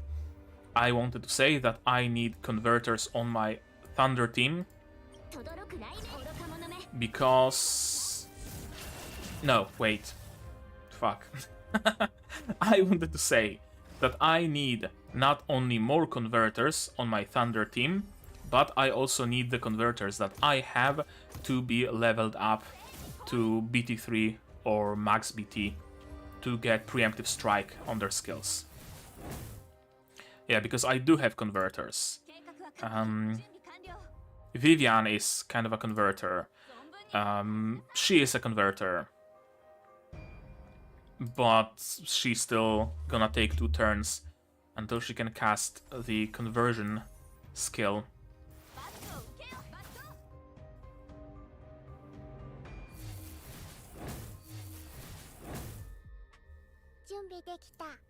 Okay, damage to all. Almost enough. I guess Kanna can just finish them off. Yeah, just like that. Perfect. I love the Dragon Maid units. Pretty much everybody besides Elma and Fafnir are super powerful. Well, maybe not super powerful. They've been power crept since. But they're not gonna fail you. They're all good units. There's no need to worry, children. We just had a little misunderstanding, that's all. Put your gun down, Casta. Don't ever fire in front of the kids again. Sorry, Pollux, I wasn't thinking straight. I didn't think the kids would come running out. Correct. I don't think the serial killer could be someone who is as loved and trusted by these kids as they are. I've already put my knives away. I will let you speak. Sorry for jumping the gun. Is everything really okay now? Yes, everything's fine now. Now everyone get back in the church before you catch a cold. That's right. It looks like it's going to rain soon. Why don't you head inside first, kids? Patan, bring them all back inside. Okay. Well, I'm all ears. You can begin by explaining why you're capable of using the same high-level assassination technique as the killer. It's true that I'm capable of using that technique, but nowhere near the degree to which you're describing it. In addition, this technique requires the use of a very special type of dagger. I'd already vowed 14 years ago never to use it again. Nikiyashki and I can both attest to that. Sorry, but your testimonies don't carry weight. I need more if you want me to trust you, Pollux. I can only offer you everything that I know. Whether or not you trust me is your decision. Then tell me, how'd you manage to learn this kind of assassination technique? Can't we just get into Pollux's mind to see if she's lying or not? That seems like a very easy solution to the whole situation. I learned it from Euphoria's former owner. Everyone called him Boss. His organization once held control over all residents and businesses in Euphoria. Back then, everyone lived in fear of the organization's Grim Reaper. I belonged to that organization a long time ago, where I was forced to learn the Grim Reaper's killing technique as well. Who exactly was this boss character? Whenever we were in his presence, he always sat in a blood-red chair with his back turned towards us. No one knew his name or even what he looked like. Why would you join an organization like that? When a person is struggling to survive, they don't always think about the consequences of their decisions. So, when someone told me I could have my own bed and wouldn't have to worry about food or clothing ever again, I naturally accepted the offer. It wasn't until later that I found out that he was the boss everyone talked about. Then it's safe to assume that the serial killer was part of this organization just like you, correct? But the organization was completely wiped out 10 years ago. I thought I was the only survivor. It's possible that there were more survivors, except you were unaware of them. Now that you've looked through these autopsy reports, does anyone in particular come to mind? There is one person. She would be the only one skilled enough to perform these assassinations, but that person is dead. How are you so sure? Because I was the one who killed her. My best friend. The nun. Is this my own bed? Who are you? What are you doing hiding over here? Please don't get the wrong idea. I didn't mean to scare you by being so quiet. It's just you were stroking your pillow just now and it was too cute to interrupt. Are you making fun of me? Never mind. Laugh if you want, I don't care. I've only ever seen pillows in shop windows before. They're so soft to touch. Looks like you're my new roommate. My back kinda hurts from standing around so long. Might we sit on your bed and chat? Yeah, of course. Here, make yourself comfortable. My name is Antares. What's yours? I don't really have my own name. I've been using the name a nun gave me when she found me roaming around Euphoria. What would you be doing in a place like this? You know where we are, don't you? Well, someone told me I might get chosen if I signed up for this. And if I did get chosen, I would never have to worry about food or clothes ever again. I would even have my own bed. So I signed up, got selected, and then I met you. So you really have no idea what they do around here, huh? I guess not. What's the matter, Antares? Your hands are so cold. I'll go close the window. I'm fine. Okay, but you're feeling cold, just let me know. So, have you been here a long time now? What kind of a place is this, anyway? Yeah, I've been living in this room for as long as I can remember. This place is a private underground training facility for Euphorian mercenaries. Pollux, I think we need to have a serious talk right now. I know what you're going to say, Antares. I'll promise I'll pay more attention next time, really. You say that every time. When are you actually going to keep your promise? Every time I come back from a mission, you have a bunch of new wounds on your body before your old ones have ever finished healing. Do you have any idea how much it hurts to see you like this? My feelings must not matter to you at all. I'm sorry, Antares. I just don't know what's wrong with me. When I first got here, we were already going out on missions. I knew there was a huge gap between our skills, so I studied as hard as I could, day and night. I even forced myself to spar with mercenaries who were far stronger and higher ranked than me. But to them, I'm nowhere near as good as you. Even the recruits who came a year or two after me show more promise. I want to be a strong mercenary like you, Antares. It's not like that, Pollux. Listen, everyone knows how good your grades are. They even call us the Gemini twins, don't they? You're already amazing, Pollux. There's no need to push yourself so hard. Then why am I still stuck here while you and the others go out on missions? I'm sorry, Antares. I know I'm being stubborn and that you're just looking out for me. You don't need to apologize to me, Pollux. I'm not the one you're hurting. It's yourself. If I could do things all over again, I would choose my own life. A life without constant guilt, without constant nightmares plaguing me every night. A life without missions. But Antares, I really want to go out on one of those missions. I want to fight by your side so we can have each other's backs all the time. When at last I was told I could finally go on a mission. What's with all the secrecy, Pollux? Hey, close your eyes. No peeking, you hear? Shut them. Okay, see, they're closed. Alright, you can open your eyes now. Is this a brooch for me? Yeah, the shop told me it's a hydrangea, and I think it totally fits you. I only get a small stipend right now, so this is all I can afford. But once I finish my mission and collect my pay, I'll get you something even nicer, something I'm sure you'll love. Mission? Yeah, I met Boss a few days ago, and he told me he would have a mission for me really soon. So I got this for you to celebrate my wish coming true, and to thank you for always being there for me. Now, what should I get you next? What's the matter, Antares? Don't you like it? No, that's not it. I love how pretty this purple flower looks. Pollux, yeah? Thank you for being my friend. The time we've spent together has been the happiest time of my life. You wouldn't be Antares if you didn't come up with something so cheesy. But same here. Thank you for being my friend, Antares. I could never have expected the mission to turn out like that. Me, in an arena, facing my best friend.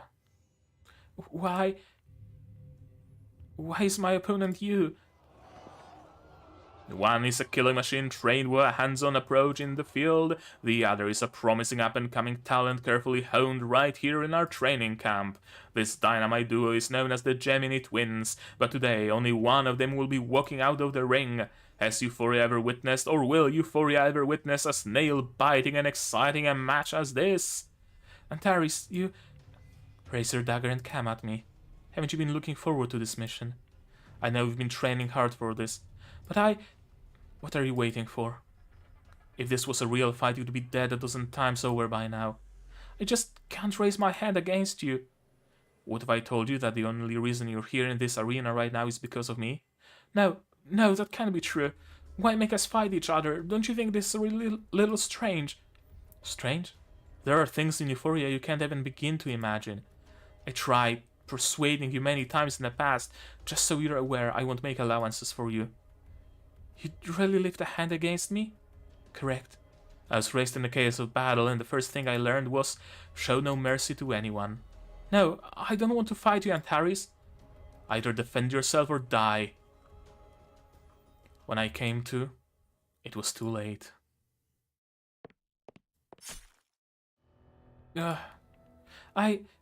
What have I done? Antares, why didn't you move? Thank you, Pollux. Antares, no, don't leave me. Sorry, I'm so sorry. Why didn't you just avoid my attack? This way, I can be free. Finally free. Okay, so she wanted to die, and she died at the hand of her best friend, so I guess it's not the worst kind of a death you can get.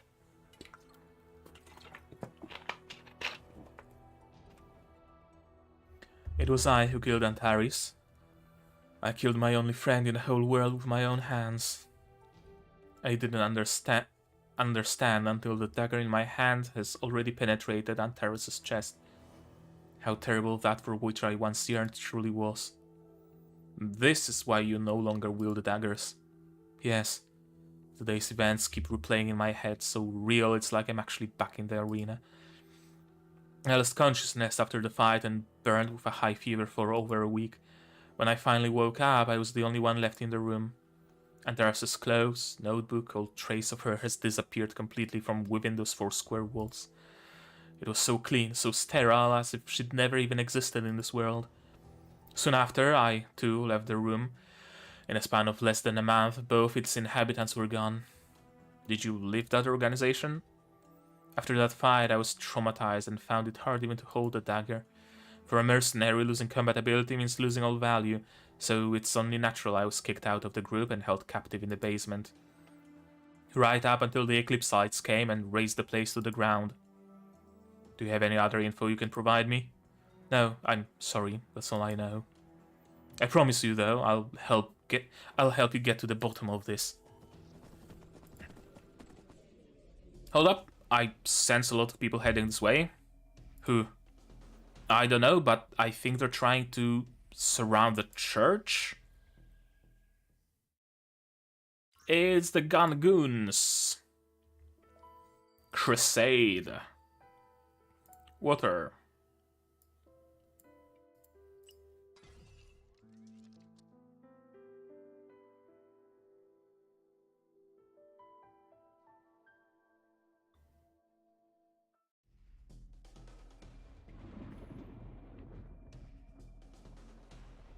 Get a move on, guys. Hurry up.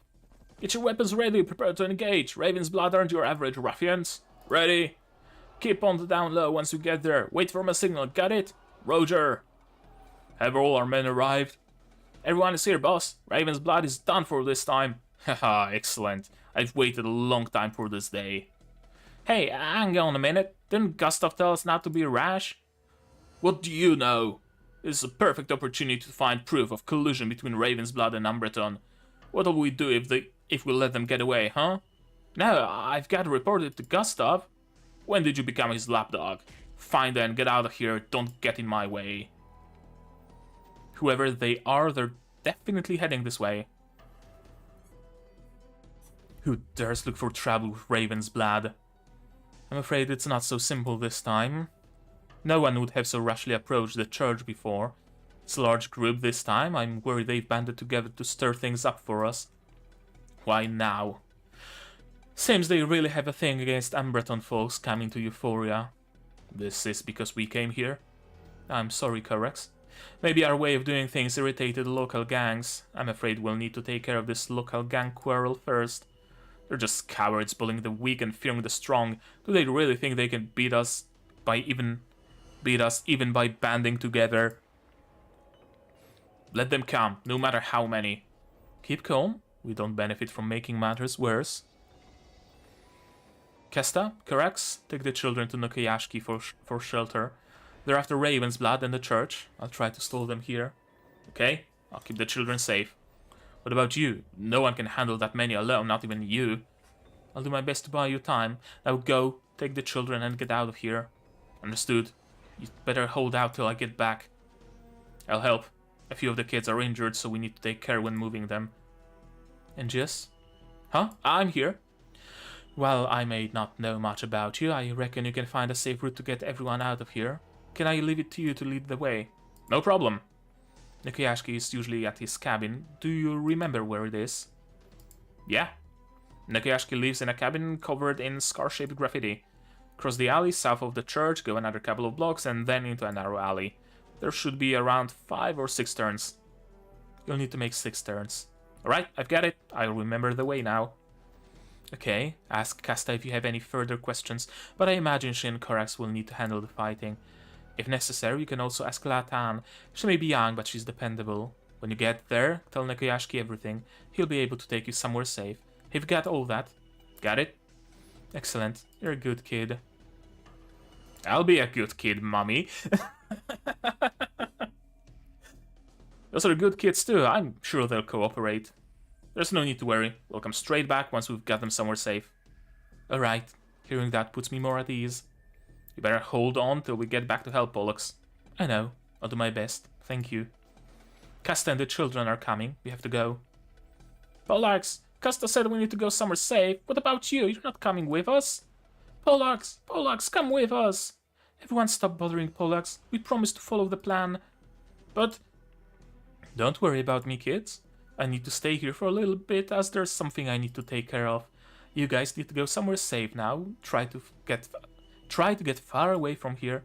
But there are loads of Eclipsites outside the church. If you don't come with us... Kasta and Dr. Corax will look after you, don't worry. And Jess and Nokoyashki will be there too. When can we come back to here? It's alright, even if we can't, we'll find another shelter. The most important thing is that everybody is safe and happy together. But you'll still be with us, right? Yes, of course. I'll come to find you just as soon as I take care of this. Off you go now, kids. See, if she wasn't a unit that I actually got from the banner, I would be afraid for her dying. But thankfully, I'm not.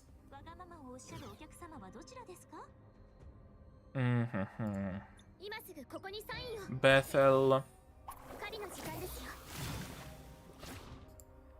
Azure. Yeah, that should be a good location.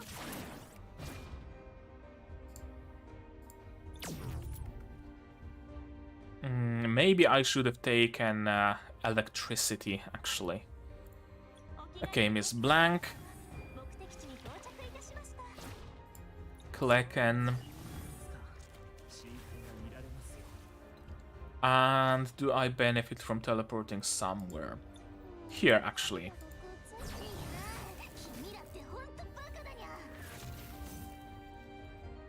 The sooner I take care of the spawners, the better.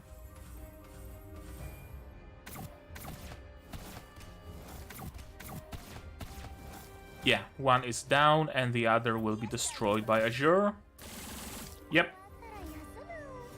Perfect. Now it's only the small fries.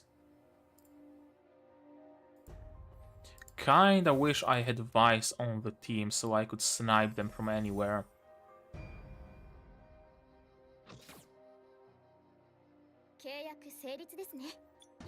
Okay, Bethel.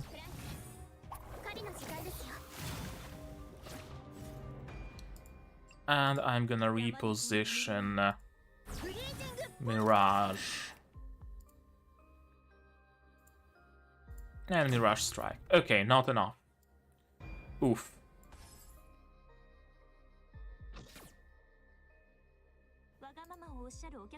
Mirage Strike again.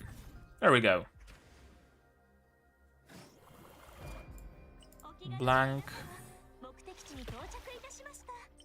Klecken. And any interesting moves I can pull? Not really.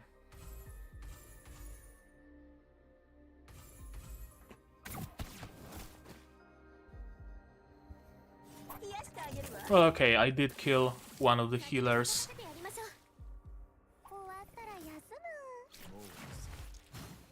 And one of the spawners, and one of the spawners. Perfect.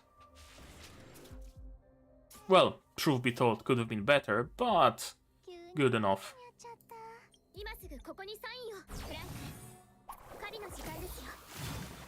Bethel. Azure.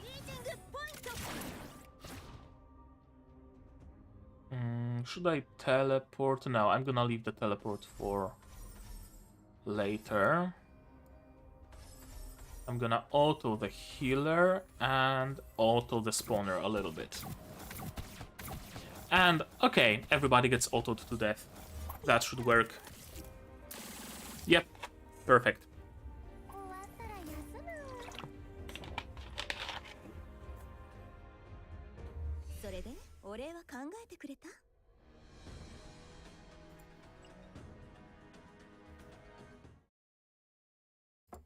None. Okay, the big boys are thunder. So I'm gonna take forest team.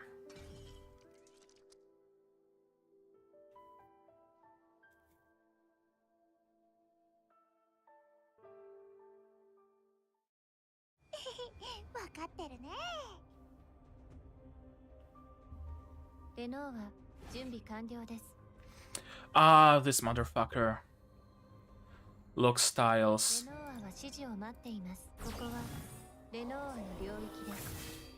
I'm not a fan of tile-looking shenanigans.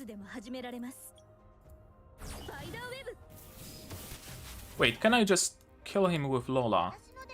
If so, that would be super easy. Yeah. Easy clap.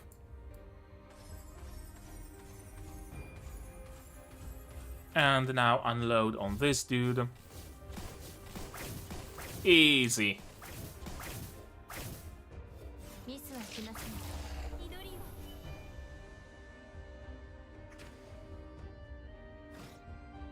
Okay, more tiles locked. Now that's becoming problematic. What if I just follow the red tiles? It's gonna be Lola and Lenore.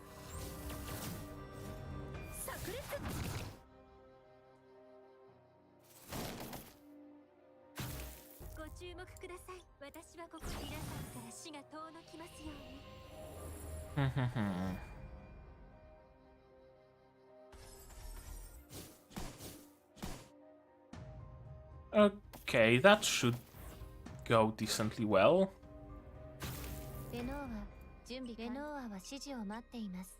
Yeah. Kill this one with Lenore, and this one should be autoable. Yeah, this one dies with autos. And the floaty boy dies from Lola. Shievan. No. Gonna need to auto him. Or just Lola.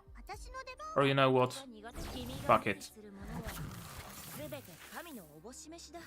Just gonna blast the whole map. Oh, hello, hello. Welcome to the stream. 2 people. Get out of here, Raven's blood. Get out here and die. Don't think you can just walk all over Euphoria. Get out here now. Listen up, you lot in the church, especially those 2 from Umbreton. I don't care why you're here, but in Euphoria you play by Euphoria's rules. By colluding with Raven's blood, you've made an enemy of yourself to all Euphoria. If there's anything you want to discuss, you can do it in the church. We'll welcome everybody, and I'm sure that you'll be satisfied with your reception, be it via gun or blade. Hey, boss, that's Pollux's voice. What are they doing in there? I don't know. What do we do now? How about... Boss, you go in first? Are you stupid blockhead? I definitely can't just go in there alone. It has to be a trap. Boss is right. If we're gonna go in, we should all rush in together. Rush into what, numbskull? Can someone... call someone to bring the explosives? Oh, right, of course. The others are all just waiting here. Have them surround the place so at the very least no one's getting away. Good idea. How come there is still no news from Gustav? What's taking so long? That's the signal, finally! Hey, you got it? Oh dearie, are you waiting for this little scrap of paper? Who are you? How long have you been behind me? Since Hilot got here. None? Crap. That's right. You can call me Sister Anne, or Antares.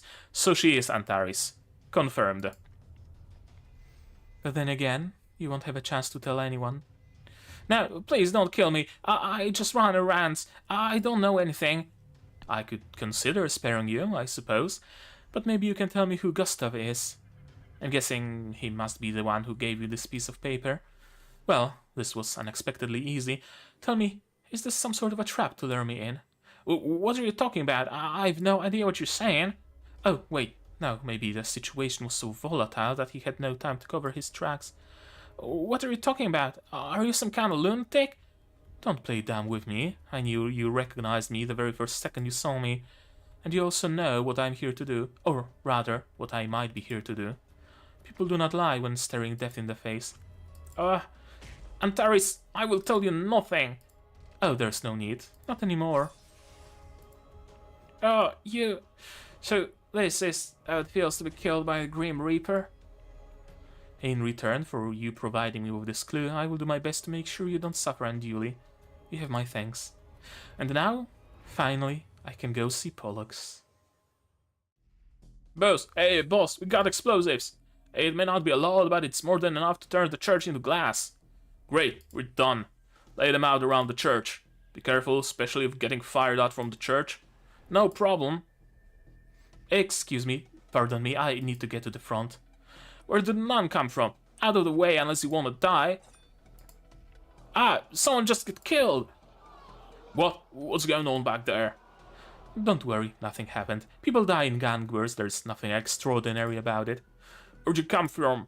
Where did you come from? Ah, my hand! Boss, this nun, she's got a knife. I know she's the one who cut me. Go after her already, what you doing?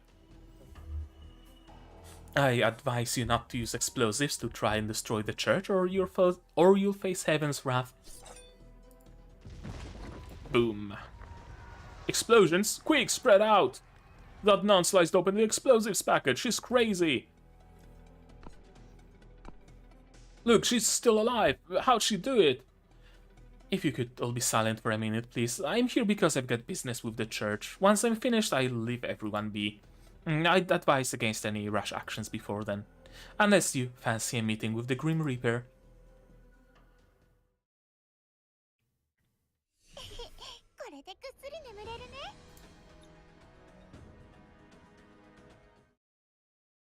A reunion. We're Arknights now. We're fighting reunion. I guess I'm gonna go electric. Or thunder. Do I have a better thunder converter though? That's the question. I have Beverly. Ciel. She's technically a converter. I'm gonna try to swap Beverly for Ciel and see how that does. And maybe Vivian for... Do I have any other converter? Not Beverly, Nemesis. Schwarz is the... his device archetype. No, not quite. But 3 runs CD.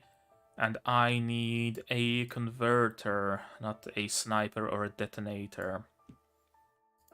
Okay, we're just gonna go with that. We'll see how Ciel fares as a first position converter.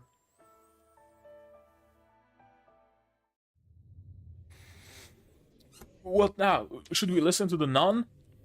Didn't you see those people just get murdered? You can if you want, I'm in no rush. She mentioned the Reaper. Does that mean those legends are really true? Shh, if they are true, that's one name we must never mention. Thank you for your cooperation. What exactly is going on out there? Hello. The perimeter is closely guarded. How'd you get in here? I had a word with the people outside and they agreed to let me through. I don't care who you are or why you're here, but please leave. There's no god of light here, sister. Do you not recognize me, Pollux? You... It's been a long time. And Taris, you're... No, how's this possible? I'm sorry, Pollux. This is the only way that I could meet you again. To be honest, I thought you would have forgotten me. How could I possibly forget? I was the one responsible back then. Don't give me that guilty look, Pollux. Look, Pollux, I beg you. I kept playing it out in my head, what I should say to you if we ever meet again, how I should face you. But now that you're here, standing in front of me, I can't even remember a single word. What are you trying to say? Your eyes are still the same as they were all those years ago. They haven't changed. As bright as the stars. Anne, you're behind everything. But why? But how could this be? How did you survive? And why are you dressed like a nun? Don't worry, Pollux, I'll tell you. I'll tell you everything. I'll give you the short version now. We don't have a lot of time.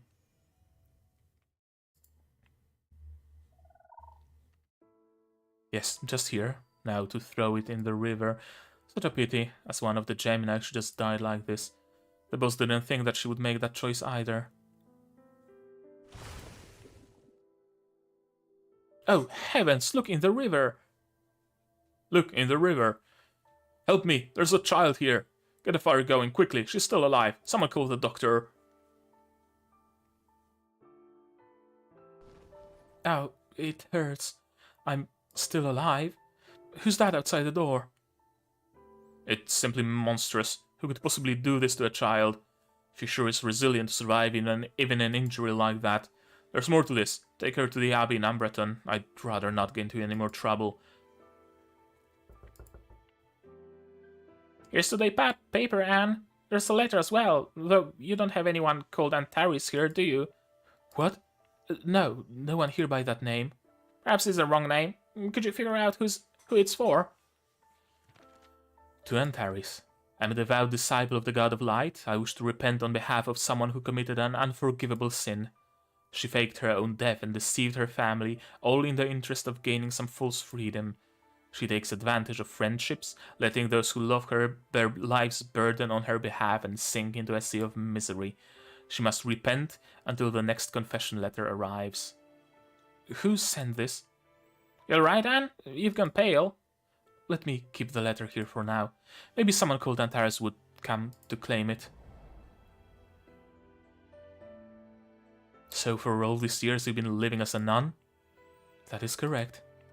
I have no idea how whoever sent the letter knew my real identity, but regardless, he had me firmly under his control. I dared not disobey any order. But you don't even fear death. How can anyone control you? Do ghosts have weaknesses then? Yes, my only weakness was my only friend. You're saying it's because of me? Yes. He said that the incident almost destroyed you, but that Gemini must continue. Pollux is worthless if she can no longer wield a knife. If I don't fulfill my orders, you'll be... I always thought that the organization did not pursue my failure because the Eclipsites invaded, and they had no time to spare. But the organization will not let us go that easily. Even if all of Euphoria was destroyed, there would still be those in the organization who would continue to manipulate us. So you really did all those things, Anne? I had no choice, Pollux. You not only survived that fight, but you even managed to get away from that place. I want to protect your freedom. Even though you haven't left Euphoria, you have someone to protect, to rely on, do you not? Are you talking about the children? And that young woman with the gun, she seems pretty dependable. With people like that on your side, you have nothing to fear.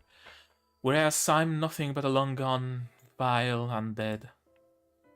Did you kill Sister Matilda too? Answer me, Anne. Yes. Why? Killing her was just one order of many. I don't even know why the organization targeted her. I'm sorry, Pollux. You know how important she was to me. I had no choice. You came unarmed. What? Your weapon, Antares. You come before me, tell me all this, yet you're unarmed. Are you gambling I won't raise my hand against you? It feels like we've been here before. Although, Pollux, I am armed. Because my final mission is to kill you. Then what are you waiting for? You know me, Pollux. You know I could never do that. I didn't come here just to tell you these old stories. I'm going to take care of that scum who's been using me for so many years and remove the most dangerous threat to you in the process. Do you expect me to be grateful?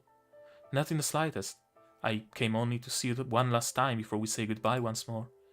My dearest Pollux, I hope that when this is all over, you know what needs to be done. You really are selfish. Worming your way into my friendship and my knife into your body. Even dead, you still somehow managed to control my fate. And now you stand before me so grandiose, your words arrogant. People, no, Eclipsites entering from the rear. You're sharp now, Pollux. Very sharp. Almost like a totally different person to back then. Long hair suits you too, but what happened to your eyes? I have nothing I wish to share with you, but I do. And share it with you I shall, as soon as I'm finished with the first part of my atonement. Okay, so she's been sent here by the organization, whatever that organization might be, to kill Pollux.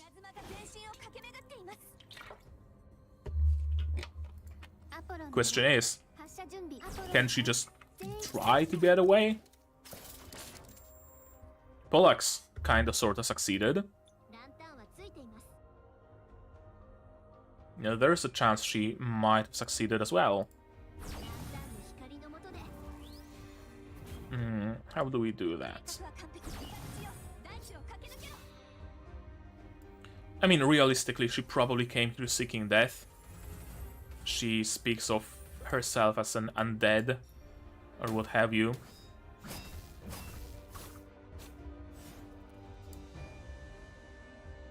Yeah, that'd work.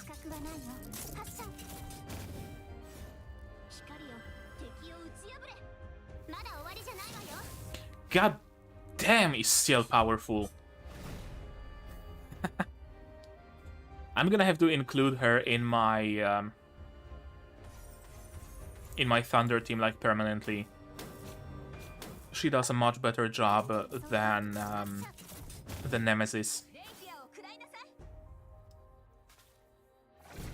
Not only converts, but also all those mines, dealing all that damage.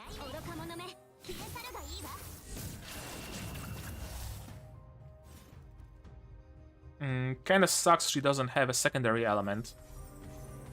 But, oh well.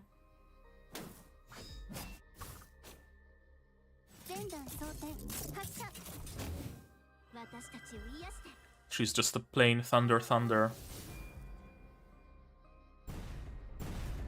Yeah, those mines, Jesus! There's something else.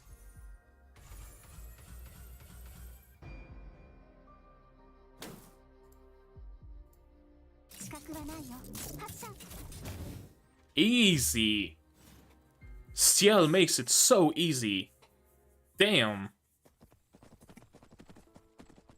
Latan, Shui. Good, we've got everyone. Everyone needs to stay here and not go running off, understood? I can help. Pollux taught me how to fight. Me too. Settle down, it's not... As it happens, I need some trained guards right here. Heaven knows if that gang of hoodlums will turn up.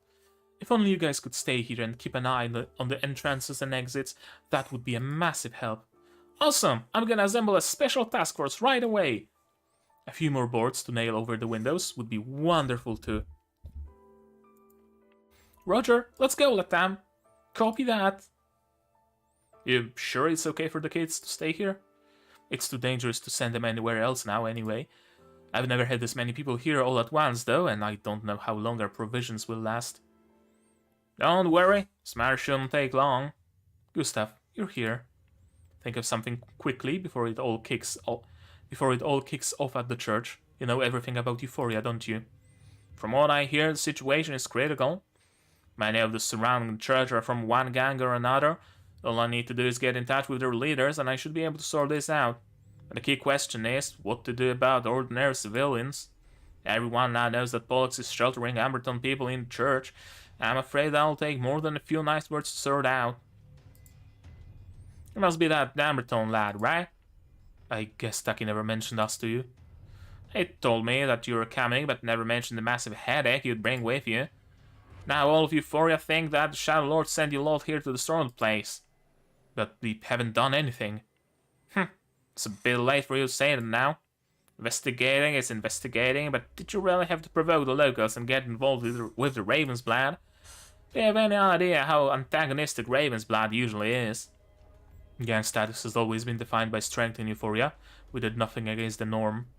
I warned you long ago not to offend too many people or you'll earn yourself enemies bearing grudges. But did you listen? And look what's happened. Now all the gangs have banded together to wipe you guys out. I can stop them. Pollux is quite a clever one, somehow sneaking you a lot out here. Speaking of which, where's she? She stayed behind in the church to buy us some time. In fact, we have to go back for her right now. Let's go. They may even be fighting already. Calm yourself, Casta. There's something I need to tell you first. Very dangerous individuals here in Euphoria. I suspect she's the one you two came here to look for. You mean those cases? Did there happen to be a nun among your companions? Well, yes, but she took her leave a while back. Don't tell me. She killed one of my lookouts over at the church. She's there right now. What? Are you telling me that creep, the one who killed Matilda, is at the church right now? Yeah? It's got all the same hallmarks as the Amberton case. Has to be her. Wait a sec. How do you know all of this? Intelligence is my bread and butter, lad. That's not all I know either. I also know a little secret I'm sure Pollux would be very interested in. That nun is no servant of the God of Light. She and Pollux used to be called Gemini as members of the organization, and her name is Antares. What did you say? Hold on. Isn't the person you're talking about dead? That's right. This is impossible. That's right. This is impossible. Pollux is clearly... I was just skeptical as you when this information first reached my ears. But I assure you, it is true. Not only did she survive, but she's been gathering her strength for years. Now she's decided to take her revenge on Euphoria. What are we waiting for? Pollux is bound to be in trouble. Yeah? If she can kill people without blinking, I can think what else she might be capable of. Can't allow her to continue staring at trouble. Are you certain of this, Gustav? Listen, lad. I've told you where to find the person you seek. Whether or not you can catch her is up to you. That bastard. Why don't you go with them, Gustav? You may need to get a grip in this situation, as it's hard for them to fight with Antares. You don't need to worry about me getting grip in the situation. Leave it to me. You just focus on finding the murderer and revealing the truth to everyone. I'll try to help assuage the anger that Euphoria feels towards you.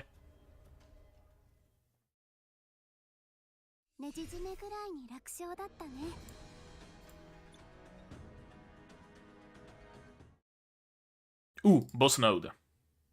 Boss node, boss node. Casta? Why the fuck are we fighting Casta, though? Fire team, I guess. Wait, is Casta fire? Can I bring Casta to fight Casta? Casta, where are you? Genevieve. Erika, Cayano. Ah, fuck. Casta is forest.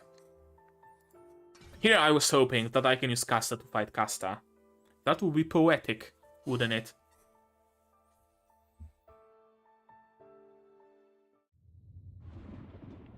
Was that an explosion? Or thunder?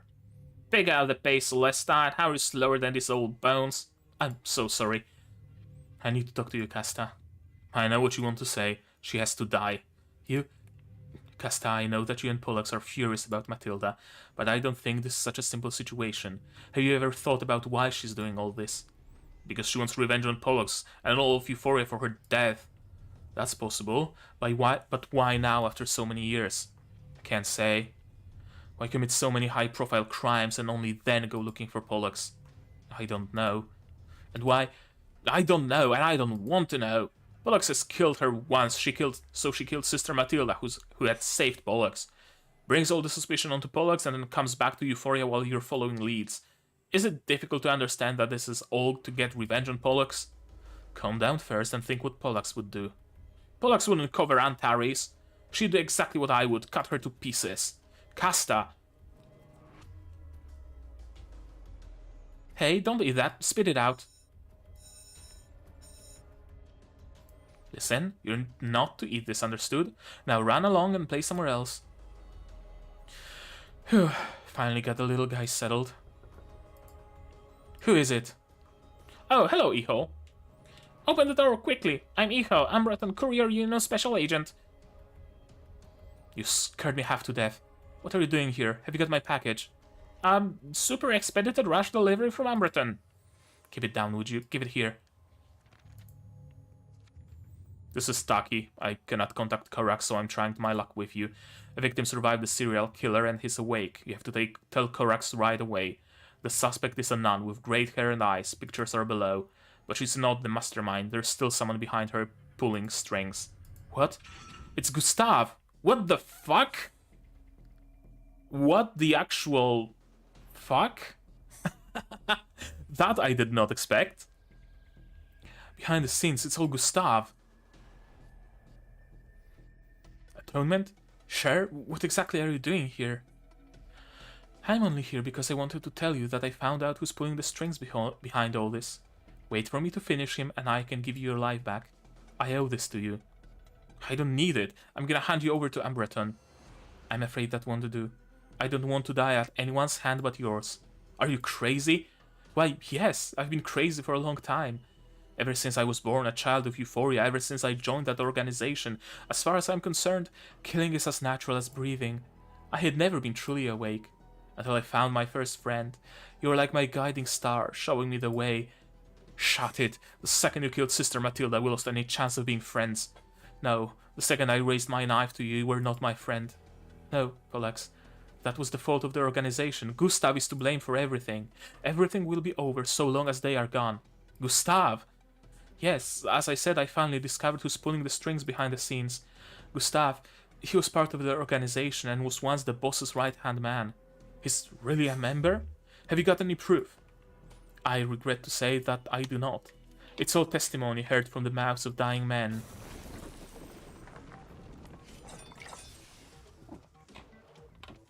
Hello, Casta.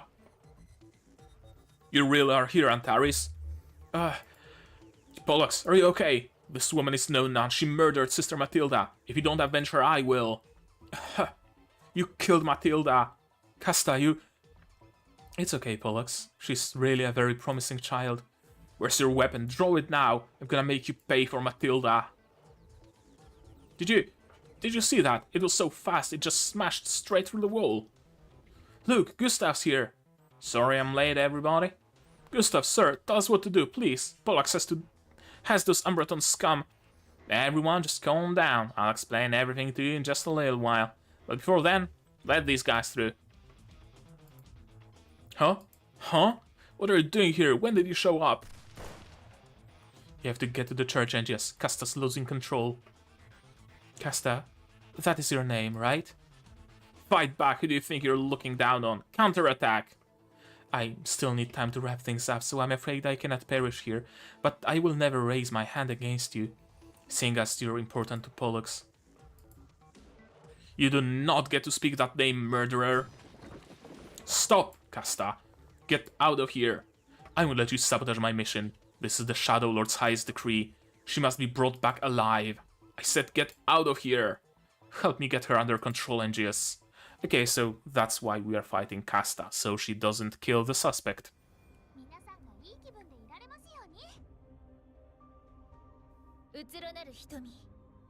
Not many fire tiles. Calm down, Casta. Are you seriously telling me to calm down with Matilda's killer right here in front of me? I'll say it one last time, get out of my way. I see we're going to do this the hard way. Seemingly aloof but actually very responsible, teamed up with Pollux to form the mercenary duo dubbed Raven's Blood in order to better defend the kids living in the church. Coping strategy. Keeps an eye on the relative positions of both sides, controls the frequency of releasing active skills, monster traits, launches different skill attacks according to the position of allies, can counterattack allied active skills. I see no allies.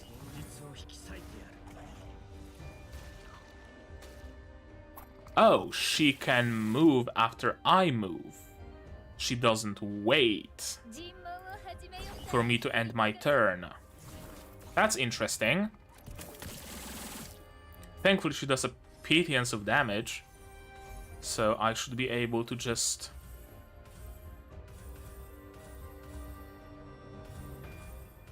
maybe I could even save a couple of tiles. Yeah, that should do the trick. Might even finish her. No, it's gonna be close, but not quite. Yeah, Aurora time though. Do I go for blue tiles? I'm gonna go for blue tiles.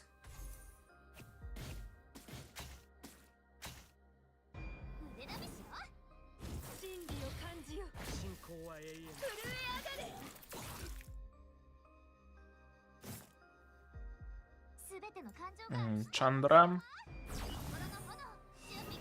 Start charging your skill. Okay, I know what I'm gonna do, I think. No. Yes? Yes. And I'm gonna hope she doesn't reposition. Or that's actually a good way to reposition, because I want to chain on red tiles.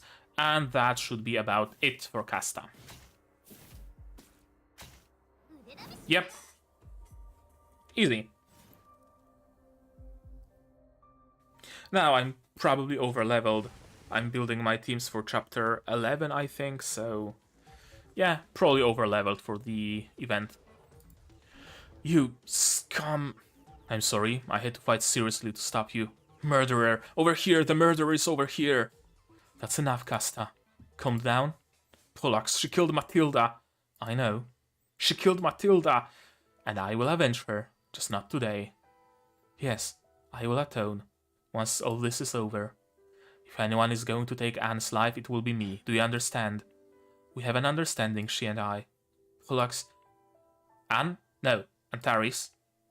We meet again, Angius, correct? All those things were your doing, Antares. You're responsible for Sister Matilda's death. Seems like you've got it all figured out. That's right, I'm the one you're looking for. Hate to break it to you, but I'm not really a nun either. My apologies for deceiving you. Why did you kill these people, and why did you come here?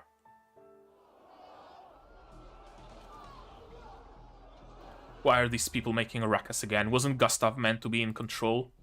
Hang on, have you seen him? Yeah, he came with us. So where is he now? I don't know, he didn't come in with us. He's dangerous. He's the mastermind behind all of this. What? Mastermind? I can explain, Pollux. What you're saying is real? Is for real, Gustav? That's right. She's Pollux's closest friend, Antares. Must be horrible associating with someone like that. Why would she do this anyway? Why deliberately stir up trouble with Umbreton? She must be using it as a pretext to take over the profit chains of Euphoria and Umbreton. Including those Umbreton investigators, they're probably just making a show of it. I wouldn't be surprised if everything in Euphoria is already priced and up for grabs. But how come they're fighting here? Is it some kind of internal strife? Excuse me, everyone, I'm sorry, but I must have a word with Mr. Gustav. So? Neither Pollux nor Casta has been able to take care of Antares. Are they unable to, or just delayed? I'm sorry, I cannot say for sure. Impossible. The level of hate and animosity, how could it be like... Are you sure of this? At the very least, Antares is still alive, and... Go on. She seems to have told them everything. Seems things can't get much worse. So what's our next move? Next move... I only know what our last move will be. Tell everyone it's time to do this. If we do not deal with Raven's blood right here, right now, then Euphoria will never see a day of peace. Is Gustav gonna be the final boss? Or are we just getting a story node at the end? No, yeah, there's 12. 12 missions. And 12 Phantom Pain. Who are you? Shadow Walker. Who's more annoying? Dreadblades and Shadow Walker is probably more annoying. So I'm gonna use my water team.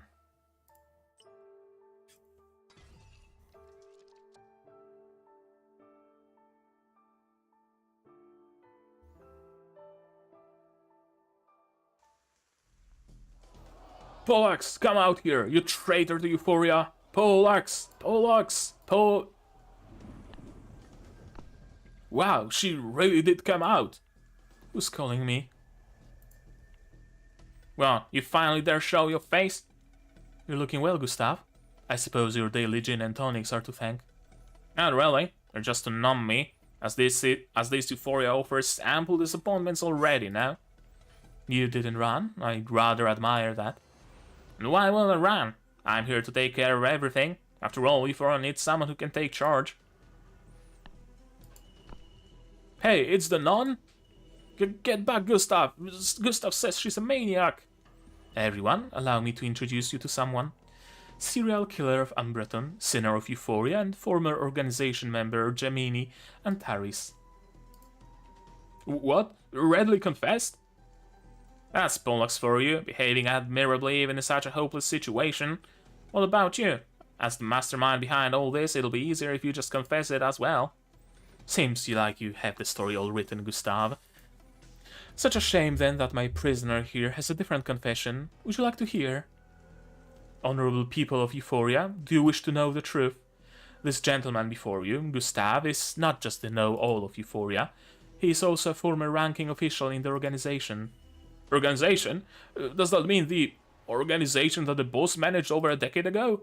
Wasn't that a group for raising assassins? Gustav's just a normal intelligence agent, right? The organization fell apart 12 years ago, thanks to the Eclipsite invasion, but to Gustav here this was a golden opportunity. Using his intelligence house identity, he began courting and winning over the gangs and re-establishing order in an attempt to gradually take over Euphoria. But more importantly, he also had his hands on a lethal weapon, Antares. What? The nun works for Gustav? For the past several years, Antares has been executing his orders, taking out anyone who still had control over Euphoria's profit chains. Ambraton's anger needed a scapegoat, so his final order was to have Anne come back here to kill me. Or, rather, have us kill each other. I can kinda see how that makes sense. No, we only have her word for it. But Gustav's the same, no? We shouldn't blindly believe him either, just because he runs the intelligence house. The rat, have we really been played? Pollux, enough! These good people are no fools, they won't be deceived by your lies.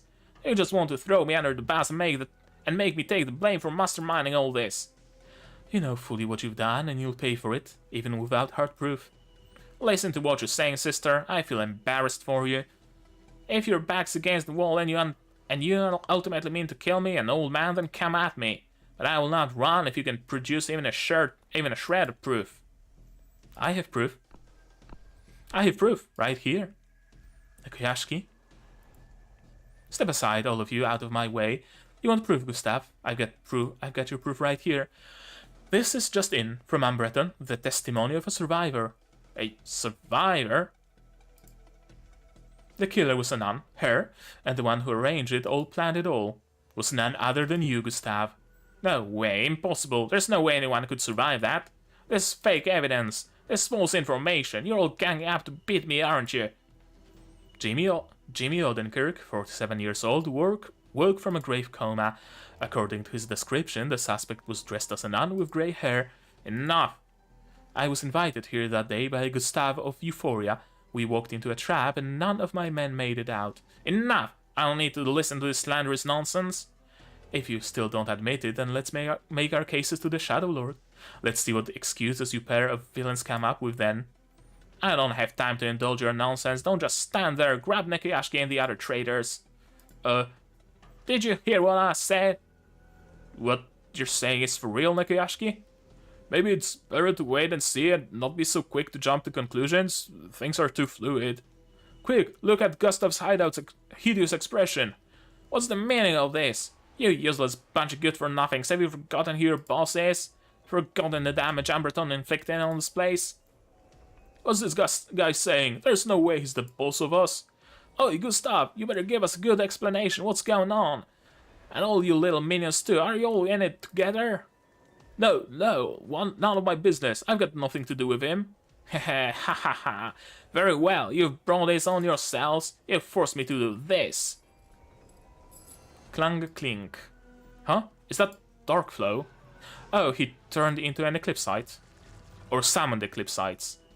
Oh no, Eclipsites. Go, run amok as you will. Call your bodies and make some mischief. Eclipsites! Eclipsites everywhere! Curses! How did they manage to surround us? There's no way out. You vermin, you let the Eclipsites out. They're just going to attract more. Don't come any closer! Gustav, save us! I'm dreadfully sorry, everyone. Just let Euphoria be cleansed. Cleansed by the eclipse.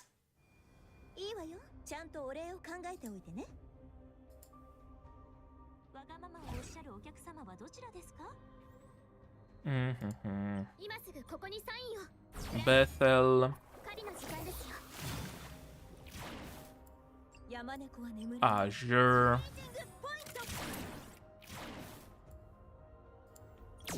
Strike. Klecken. Maybe. How do I do it? Teleport here.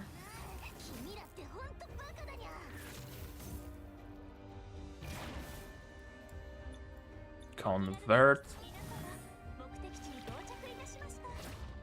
And we're just going to set up. Not gonna attack yet.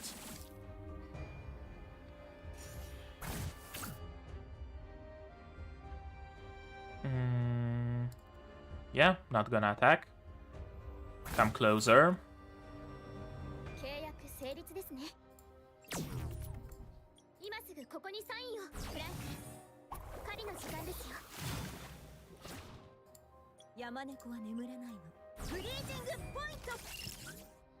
One and done. This one gets autoed.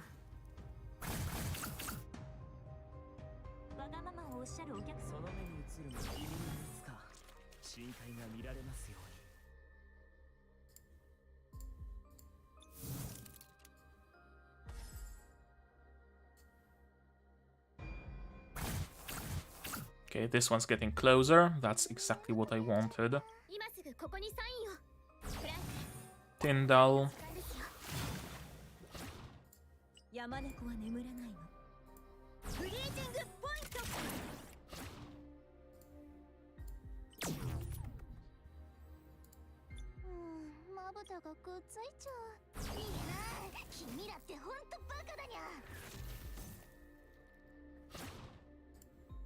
And yeah, that will take care of the both of them.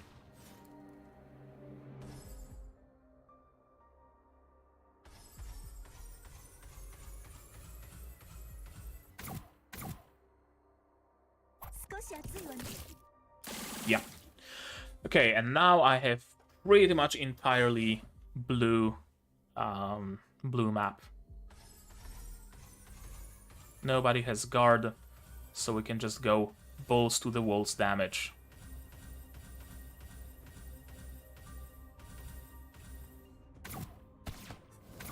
That should take care of everybody on the map.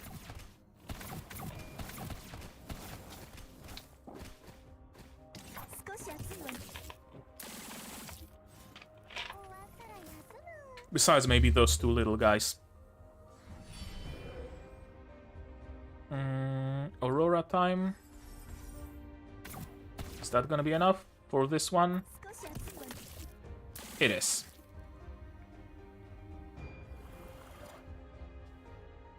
And that should about do the trick.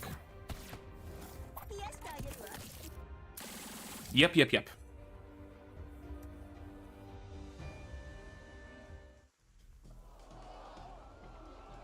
And now, I'm gonna be right back with you.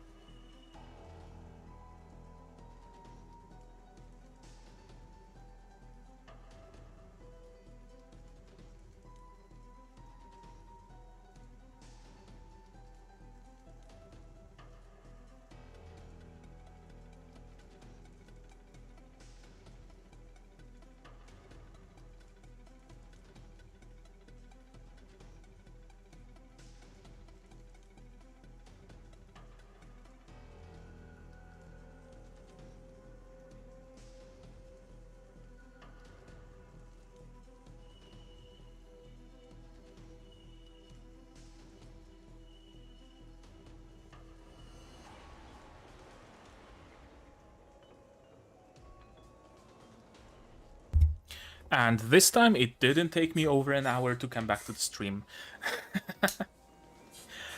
Okay. Ah, help! Save me! My legs, I can't move! Stop yelling, it's just a flesh wound. There aren't any Eclipsites over here, just go fight your companion. Okay, thanks. If you want to thank anyone, thank Pollux. You almost burned the church down, and yet she's still willing to go to the trouble to save you. Corax, on your left! Damn, how do they keep coming? I don't know, maybe some local Eclipsites got lured over too? What about Antares? Have you seen her? Let me look for her with my psychic ability. It's all a chaos around here. Hey, have you seen Pollux? No, we're also looking... I just saw her on the other side of the church, over here, over there. What about Gustav? He couldn't have escaped, could he? Hey, Gustav, wait up! Move! Get out of my way!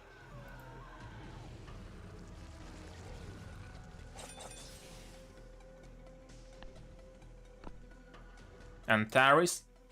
Did you let these Eclipsites out, Gustav? You want everyone to die with you? Well, are you telling me you pity these guys? Pity? Sorry, but I couldn't care less about their lives. They're truly merciless, Antares, and truly worthy of being one of the Gemini. But I'm particularly puzzled by your actions just now. You really still hold out hope for redemption. You cannot possibly think you can be forgiven for publicly naming me and preaching whatever you call justice? Oh, no, of course not. You're going to pay for this, and you alone. Everything I've done has been for Euphoria. You don't understand, cannot comprehend. All you have are those tedious and trifling friendships and bonds. You cannot see what I see. Euphoria has been a total mess for 12 years, Antares. Those some Breton guys don't care if we live or die, while the locals don't even have the courage or strength to rebuild. There's only me. I'm the only one who can step up. To restore a diseased limb, one must excise the rotten flesh and pick out the maggots. And you, Antares, are my scalpel, an excellent tool for excising. After today, Euphoria can likewise be reborn. It's just that neither of us can see it. Put down your weapon, Gustav. The way things are, you haven't got a chance. Here you are at last, Pollux. This is truly a fortunate development. It's about time you emerged from your cozy little church onto the corpse-strewn streets. What are you trying to say? Ha ha ha! Don't sell this place out, Pollux. Don't sell it out. If you really want to, at least get a good price for it. What are you planning, Gustav? I don't need your help. I can end this myself.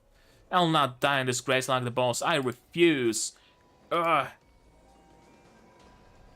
He killed himself. I had other plans for him. He got off lightly. Guess I'll have to rain check on that. Save them for others. Others? Pollux, you see those people down there holding torches and carrying molotovs? I cannot see their faces clearly. To me, they all look the same. Hideous, foolish, and hopeless. And it's over. It's finished. You just need to come back to Ambraton and face your fate. Then, one thing Gustav said makes sense. We're all festering parts of Euphoria, dirty wounds that will never fully heal. Only by removing these rotten parts can it ever really be reborn. What do you want to do? Fulfill my mission as the Grim Reaper. Oh no, then save us! Run! Antares! Your heart is just as soft as ever, Pollux. That's why I say you haven't changed, even after all these years. But a grave illness needs potent medicine. What's that flying right for us? Take cover! Crazy woman, how can you involve innocent civilians? Costa, help! Stop this now, quickly! Pollux, do something! I know what you're doing, but not this. There's no need for this. We had a deal. You also heard the ironclad evidence that gentleman publicly produced just now. Even if I had no interest in cleaning up Euphoria, I still couldn't let these witnesses live. Shut up and just stop. And I'll start with the person closest to me. Get back! You're also the only one who can stop me. Are you ready? Do you really have to do this? I will let you take me away, Pollux. I wish to stay in Euphoria, albeit in my own way. In the only way left to me, to atone for my sins. Okay, forgot to screen... Oh! I'm not gonna screen cap it, apparently. Oh, fuck, I forgot to switch the scene.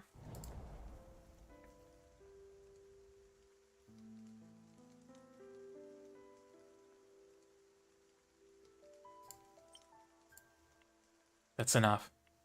I don't have anywhere near as grand ideals, Anne. This is just for Matilda. Of course, this too is for Matilda. Beat her, Pollux! For Euphoria! For Euphoria! Euphoria! Let's get started. I hope you've still got it. Don't you worry, I'll remember the essentials. Those I'll never forget. I still have one final question, Anne. Ask. If you had a second chance, would you still do that? Do you mean with Gustav? No, I mean that time, 14 years ago. Would you still get stabbed by me? Yes. If I had a second chance, I would run at you just the same. And then I'd hold you tight and bid you farewell. Just like right now.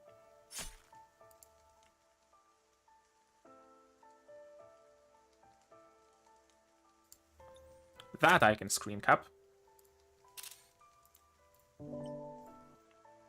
Your eyes are much more resolute than they were back then. You've changed, Pollux. It's good to see. And you actually kept that dagger. Not anymore. I'm going to bury it after today. Goodbye, my Pollux. Farewell, Antares, full of sin. Now, finally, I am the same as you. Oh, this Antares and Gustav. Pollux, are you alright? Crux, can you help me check? Gustav is dead. Let me check on Anne. No need. What? There's no need, Doctor. Your mission has failed.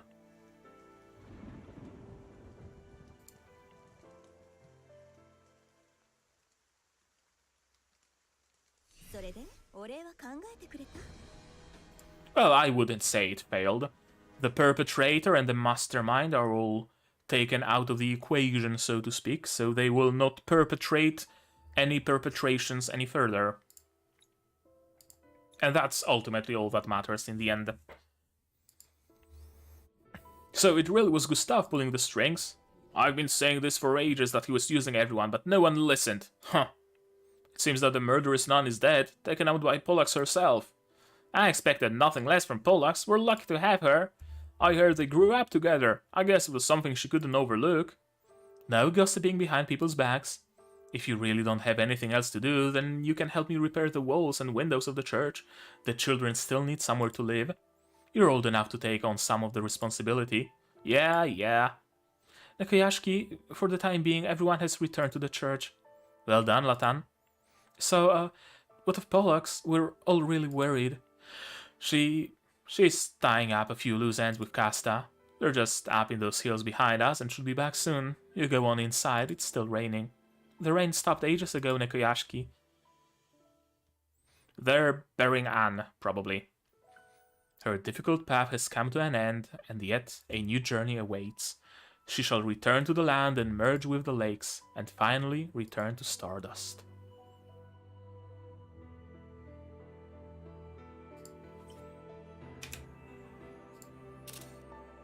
Screenshot. The sky's clearing, Pollux. Ah, it's so bright. Has the sun always been this dazzling? We see that the mist is gone as well, so this is what Euphoria is really like. Thank you, Angias, for offering to read Anne's eulogy. I'm ashamed to admit that I can't even do this, despite living in the church for so many years. Or, oh, maybe you just can't find a way to express yourself. Perhaps the ordinary eulogy, given to so many people every day, isn't suitable for Antares. Anyway, I'm sorry for your loss. I'm not grieving. On the contrary, I'm quite relieved. It's like waking up from a chaotic dream, having seen people you'll never see again. But now I have woken up from the dream, the sky is bright, and I must continue to walk my own path. So, what's next? I think I'll stay here for a while. Not just because of the kids in the church, but also because it's rare to see Euphoria so clearly. This is probably what Antares wished to see too. Perhaps. Or perhaps she wanted to atone for her sins by my hand. She was a really tricky one. If she had really died 14 years ago and not been used by anyone, or if we hadn't been made to kill each other and Gemini had continued, or what if we had never known each other? Antares and Pollux, just two total strangers going about their lives. Would the story be any different? What would be Euphoria's new destiny? Come on, Pollux, it's not like you to be so nostalgic. You're right, I'm ready to say goodbye to the past. That knife and the hydrangea brooch, let them rest in peace along with Antares. That reminds me, we haven't paid our respects to Matilda this year. Oh, that's right. Let me get everything taken care of around here, then we should find a time to visit Umbreton. Right, I won't disturb you any further. Goodbye, Pollux, Casta. Are you off to the airship shuttle hub by yourself? With everyone running around like headless chickens, the road might be even rougher. But Corax went back to Umbreton alone again, said something about making a report. I'll go with you. Yeah, let Casta go along. I still have some other matters to attend to. You guys go ahead. I believe we'll meet again, and just wait for Euphoria to become a true Wonderland. Of course, Polex. I look forward to that day. Read all about it. Criminal in Umbreton serial killings dead during capture. Care for a paper, Mr. Corax? And how do you recognize me? Get away from me, go on. Alright, no need to be so mean. Read all about it.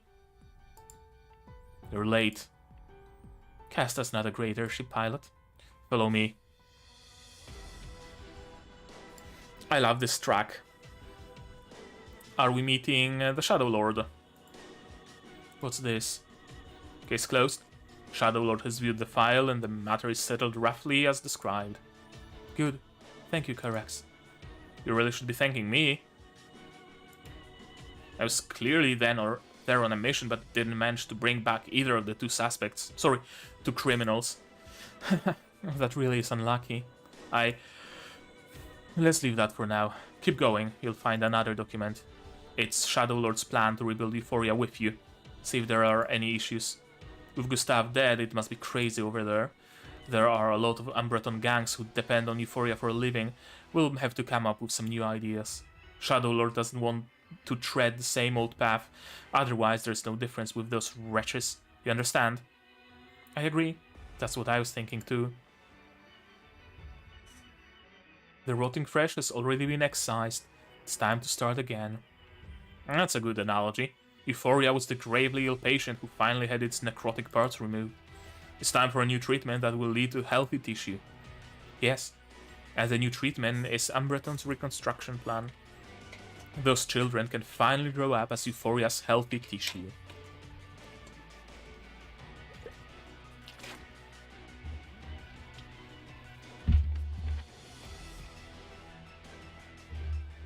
What else is in the plan, Corax? Aside from industrial restructuring?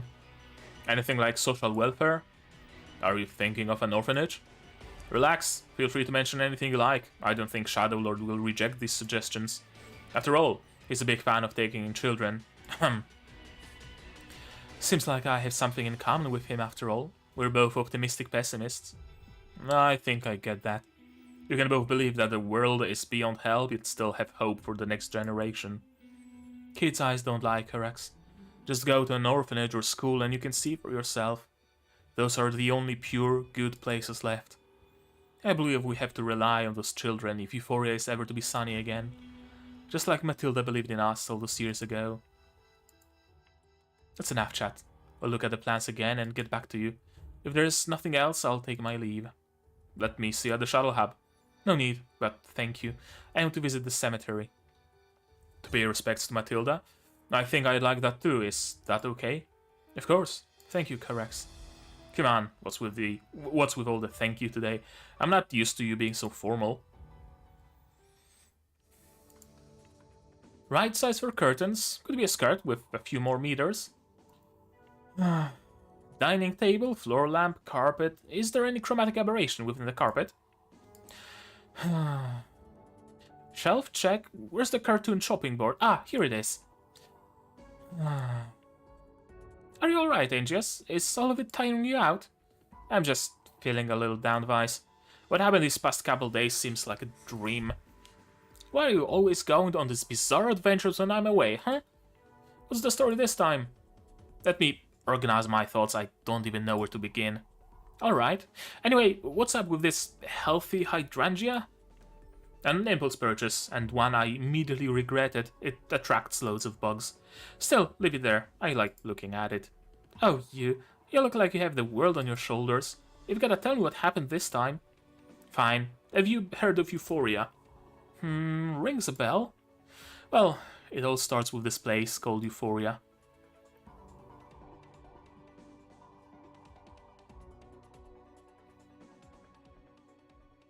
And ends with this place called Euphoria.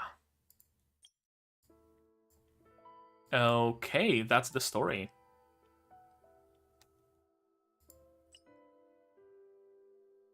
And I have enough for the 5-star Aurorian United kit. That probably doesn't contain anybody I would necessarily want. No Man's Land is, I'm assuming, hard mode.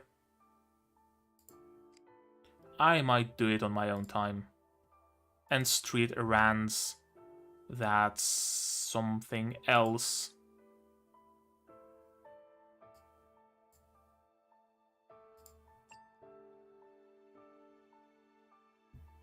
Oh, there's actually some story here. The kids love candy. To make them happy, you plan to go into town and buy some with Nekoyashiki. There's an additional story, fuck. Let's go through some of it at least. We should be getting in there soon, right? It feels like we've been walking forever. Yeah, if I'm not mistaken, then it should be the shop that Pollux was talking about. Come on, let's go inside and take a look around. Well, if it isn't Nekoyashiki, to what do I owe the pleasure of such a rare customer? I never thought a humble shop like mine could carry anything of interest for someone like you. Oh, don't mind me, I'm just taking a look around. He, on the other hand, is interested in buying something. Pardon me, but do you happen to sell any candy here? You'll have to search for it yourself. Also, we don't sell anything on credit, so don't bother asking. Someone got up on the wrong side of the bed. Never mind, I don't mind looking on my own. Ah, found it. Can't believe it's actually in stock here. Let me see that. Oh, say, shopkeeper, where exactly did you import it from? Trying to squeeze me out of business, eh? You already have plenty of channels for your goods, so there's no need for me to tell you about mine, thank you very much. Running even a small shop like mine isn't easy, you know. Try to think of the little people once in a while, Master Nekoyashiki. It's business. If business is so hard, why would you import an unpopular candy like this? Aren't you worried about losing your profits? I noticed that the children here are fond of this candy. If I can sell them, I'll just give it to the kids. I see. Would you look at that? Guess you're not the only one who carries that kind of candy now, huh? It appears so. Well, congratulations are in order, I suppose. I'll take it all, sir. Splendid. Now then, they're 3,000 item per bag for a total of... Wait a second. Did you say 3,000 item per bag? Why, yes, that's what I said. Each bag of this particular candy costs 3,000 item. But if you buy out all my stock, I'll throw in a large tote bag for you to carry them home. But how could a single bag of candy cost 3,000 item to begin with? Nekoyashiki, how rich are you? I never said I bought my candy here. So what you're saying is this guy's ripping me off, right? Euphoria doesn't have the means to produce candy, among other things. Most products are imported here through established trade routes. As a result, most things you find for sale here are more expensive than in other places. Are you telling me 3,000 item for a measly bag of candy is acceptable to you then? That's not what I said. I'm simply giving you some background information so you'll feel better when you're making your purchases. That doesn't help at all. You're more than welcome to buy individual bags of candy if you'd like. Granted, the tote bag will be out of the question. Guess I don't have a choice. I promised the kids, after all, 3,000 item a bag. I should be able to afford at least one, right? I only have 150 item on me. Don't look at me. I bring my head when I leave the house, not my money. If only we were in Umbreton, I could get at least 5 bags of candy for 150 item. Now I hear us anything about these exorbitant prices. But we're not in Umbreton, are we? We're in Euphoria, so we have to play by Euphoria's rules. And lest you forget, my friend, we don't sell anything on credit in this shop. If you're not buying anything, I'm returning the stuff to the shelves. If I don't find a way to bring back this candy, Shu and Latan will be so disappointed. And after everything I said too. I would like to purchase a bag, sir, but I really don't have enough money on me. Maybe I can trade something for a bag. I see. Well, I wouldn't want to turn down a friend of Nekoyashiki's so rudely. How's this? Why don't you stay a while and work for me, and I'll give you that bag of candy as payment for your help. Does that sound fair? Sounds like a deal? So what exactly do you need me to do? I can't say I have much work experience, but I promise I'm one of the best in Astra. I should get going now. Best of luck, part-timer.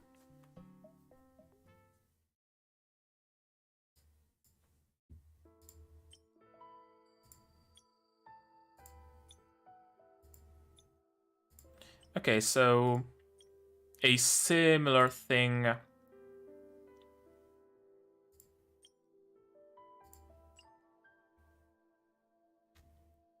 Yeah, a similar thing was there during the Undercity event, where we met Siobhan, or whatever she's called. Stocking, shelving, sweeping, then greeting customers. Before you know it, the morning flies by.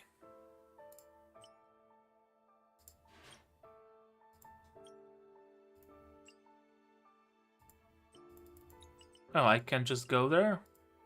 Gotcha. Got a teleport. I need a work report. Okay, or work log or whatever, and now I can give 2.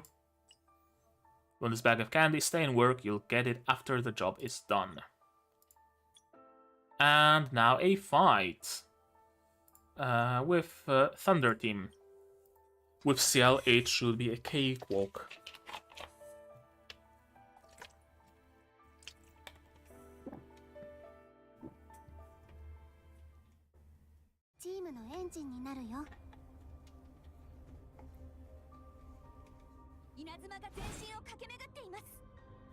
Or maybe not necessarily, they all have thresholds.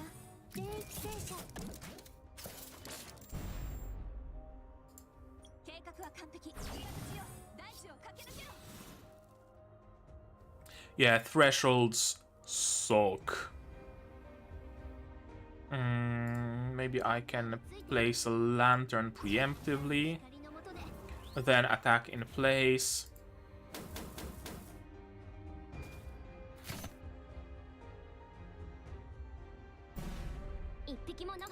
And then do this. Is that gonna be enough? That's gonna be enough. Perfect. Didn't even need to move. Oh, what's that formation? I'm gonna take care of this one first.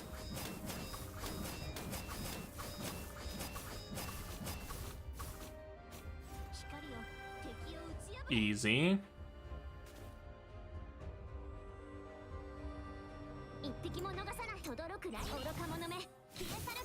That's gonna kill some of them and bring some to the threshold.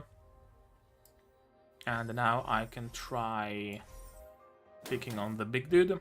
Not really.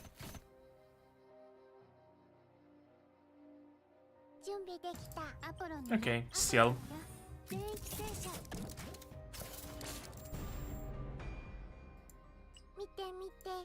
Kanna. And killing the big guy should be no issue. Yeah. Easy.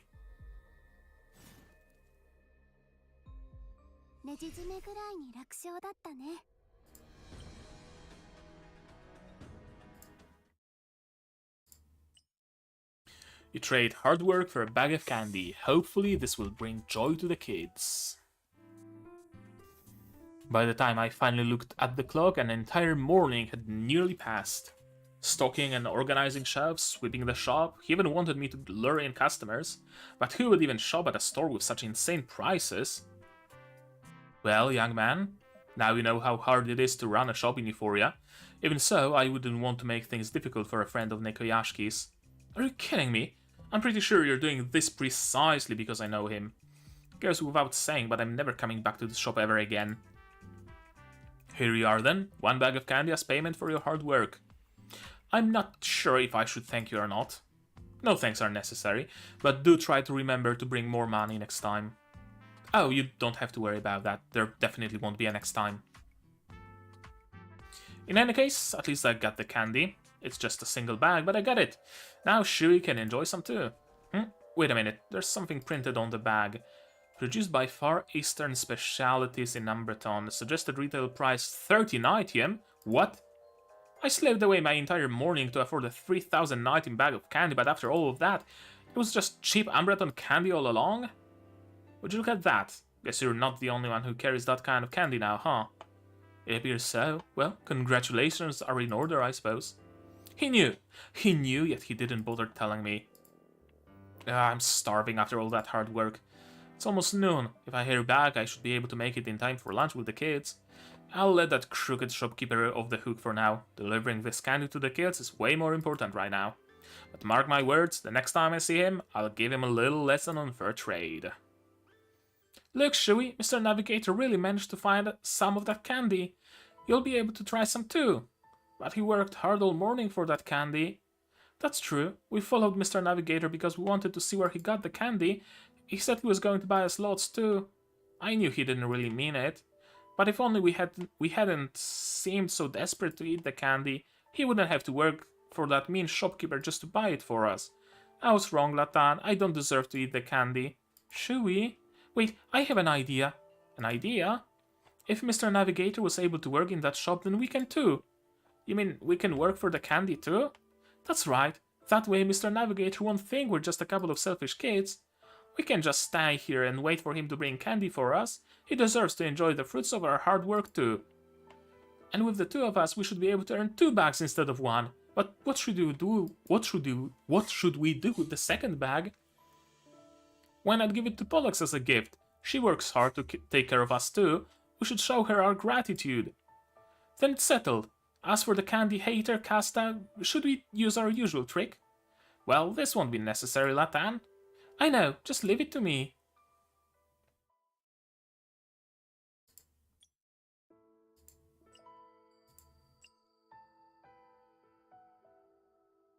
Wow, there's 6 stages of this. Okay, I think we have time for one more, then I'm gonna be out for a couple of hours, and I might be back to stream the rest of it, because why not? You bring Candy back to the church only to be told by Corax that Shui and Latan have gone missing. Candy can wait, finding the kids takes priority. Oh, you're back? I thought you went out just to get candy. Why are you so sweaty? Just to get candy my ass. Have you seen Nekoyashiki? I need to thank him properly for helping me out. I haven't seen him around here. Didn't you two live together? Ah, so hungry. Guess I'll leave him be for now. Is lunch ready yet? What are we having today? Sorry, but everyone finished eating lunch a while ago. What? And nobody thought to leave some for me? You have a bag of candy in your hand, don't you? Just eat a few pieces and it'll hold you over until dinner. No can do. This candy is for Shui and Latan as well as the other kids. You have no idea what I went through for this bag of candy. Speaking of which, where are Shui and Latan anyway? Do you know where those two are, Corax? You mean the 2 kids who were asking for candy, yes? Yeah, those 2. They followed you into town, if I remember correctly. Wait, what? Why were they following me? After you left the church early this morning, those 2 took off shortly afterwards as well. I thought you were all traveling as a group. Does that mean you never saw them while you were in town? I didn't. I had no idea I was being followed, but I've already returned, so where could they be? Don't freak out. I'm sure they're wherever you last went. You're right. I should go back and look for them. I'll be right back, Corax. Keep an eye on the other kids for me, will ya? Hey, take this too. Is this half a loaf of bread? It's a little stale, but it'll have to suffice. If I let the last Celestite in the world starve to death, I'll have to spend the rest of my life in Euphoria. Thank you, Corax. I'll savor every bite. Shui, Latan, I'm on my way. I just hope nothing bad has happened to them.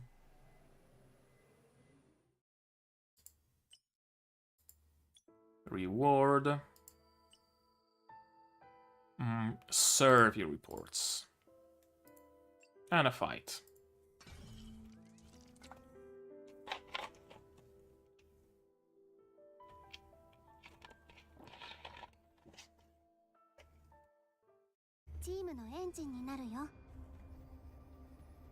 Again, water Eclipsites, so it should be an easy win.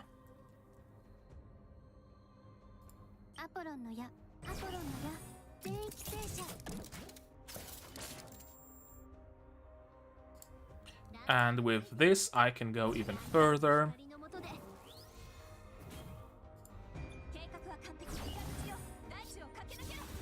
Oh, I just didn't need all that setup. I could have just killed all of them easily with a single attack.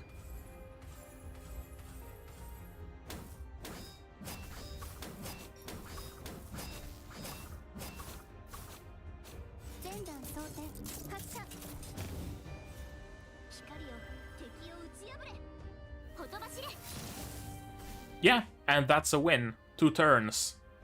No, single turn, really. Yeah, I agree. Ciel, as easy as tightening a screw, indeed.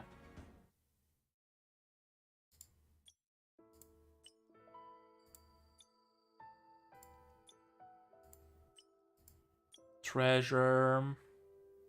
Survey report. Treasure. Survey report. Now we can go back, get another treasure, and use the survey reports. It turns out the two kids actually followed you when you left church this morning. Maybe you should retrace your steps. Mission complete. Story. You look around to no avail until you spot the kids working for the shop owner you just worked for this morning. I didn't notice their presence at all. Don't tell me they're at the shop. Sunglasses for sale, the newest style, straight from Umbreton. That voice sounds awfully familiar. Hey mister, can I interest you in a pair of sunglasses? They're all the rage in Umbreton. Huh? Are you saying I look like the kind of guy who needs sunglasses? Something wrong with the way my eyes look? Not at all, sir. I didn't mean it like that. Heh, you know, seeing a pipsqueak like you working reminds me of myself when I was a kid. Alright, kid. Don't say I never did anything nice for you. How much for the shades? 6,090 a pair? Huh? You got guts, little girl, trying to sucker people into buying sunglasses at the price is exactly the kind of thing I did as a kid. Unfortunately, picked the wrong person to mess with today. Let me give you a taste of the real world. Latan, is that you? Mr. Navigator? I'm over here. Lad, you better mind your own business. What do I want? Pretty tough talk for someone who's all alone. Who says I'm all alone? Over here, Corax, Pollux. What? That crazy lady's here too? Just you wait back, I'll get you next time. Angius, is Mr. Corax with you too? Isn't he supposed to be watching over the other kids back at the church now? Sorry, Latan, I was bluffing to scare that guy away just now. Corax isn't here at all. If Mr. Corax was here, he wouldn't have to be so afraid of that shopkeeper. Shopkeeper? Could she be talking about that shopkeeper? Anyway, what's going on here, Latan? Why was that guy bothering you just now? And where's Shui? I don't see him anywhere. I'll tell you what I'm doing later, Mr. Navigator. As for Shui, he's inside the shop. The one who rebought the candy earlier today. I understand. I won't ask why you followed me for the time being. Let's go find Shui first, okay? Okay. Dropping my wares on the floor again, are we? I'll have to add that to your debt too. Honestly, you came here to work for some money, but all you've done is rack up debts instead. If you can't even restock my shelves properly, I suggest to call it quits. Otherwise, you'll be 50 years old before you pay off your debts. I can do it. Shui, are you okay? I'm fine, Mr. Navigator, but I dropped another box, so the shopkeeper is going to add it to my debt again. Debt? What the heck is going on here? Oh, well, if it isn't Mr. I'm never coming back again, back much sooner than expected. If you must know, this child owes me quite a lot of money for all the trouble he's caused me. If that's the case, then let's settle things from our previous transaction, shall we? Oh, I was expecting combat. Apparently not. Yeah, we can do one more. They're going by very quickly.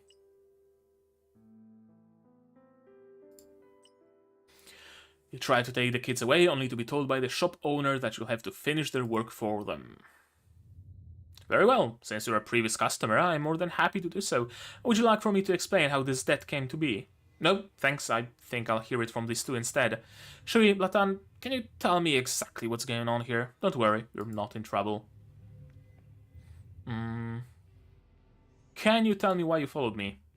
Sorry, Mr. Navigator, we just wanted to see where you were going to buy the candy. We followed you all the way here and we saw how hard you worked for that one bag of candy. Can you tell me more about this debt? We wanted to do the same as you did, Mr. Navigator. We wanted to work hard to earn our candy too, but work turned out to be much harder than we thought. I was put in charge of the shop's wares. My job was to bring stuff from the warehouse into the shop and then organize it on the shelves. But the shopkeeper told me I wasn't allowed to drag the boxes on the ground or else his wares would get damaged. I had no choice but to try and carry each box, but the stuff inside was so heavy, so every time when I dropped the box, he added it to my debt. He said it's to make up for my mistakes on the job. But I checked the stuff inside the boxes and they were all fine. What were you doing outside just now, Latan? The shopkeeper said that because I'm so cute I should go outside and sell sunglasses to people as they passed by the shop, but nobody ever stops to listen to me. Except for that angry-looking guy, he's the only one who stopped to listen.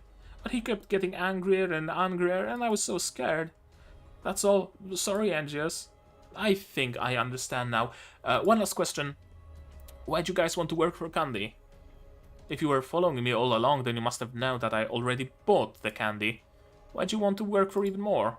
Well, after we saw how hard you worked just to buy us some candy, we didn't want to seem like a couple of selfish bratty kids, so we decided to work hard so we could share our earnings with you and Pollux, because she always takes care of us.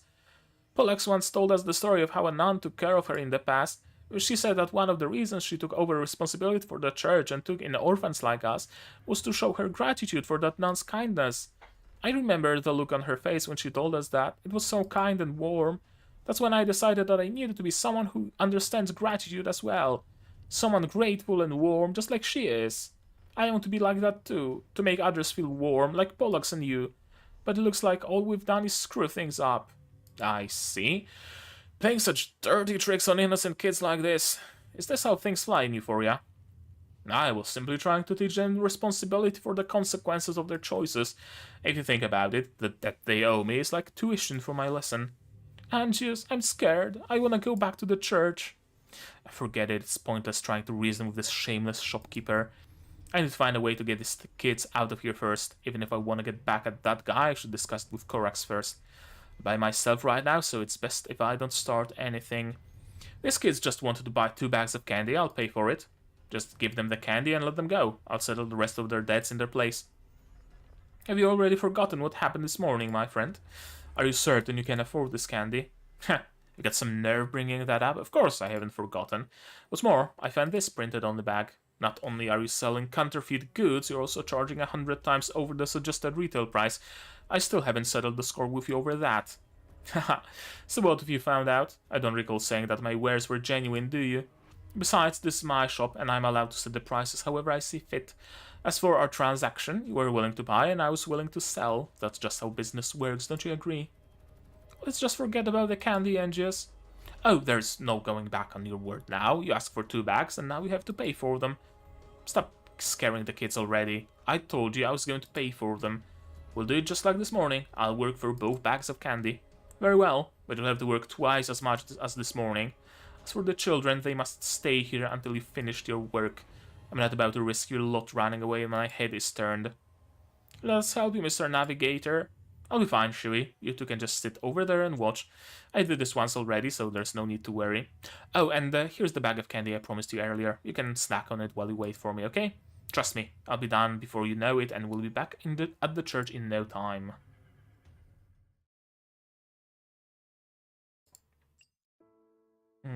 Okay, I need reports. Yeah, mysterious well. The hours are still the same, but the owner doubled the workload.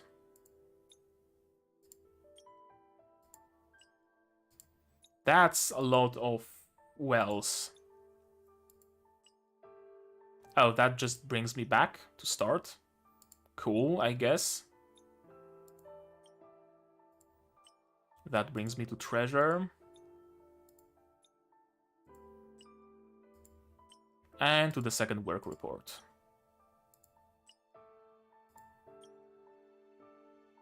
You wanna take the kids? Then you gotta finish their workload for them. It's doubled for today. And battle... Who should I pick? Crusher, Warmonger, Doomskull. I'm gonna grab fire.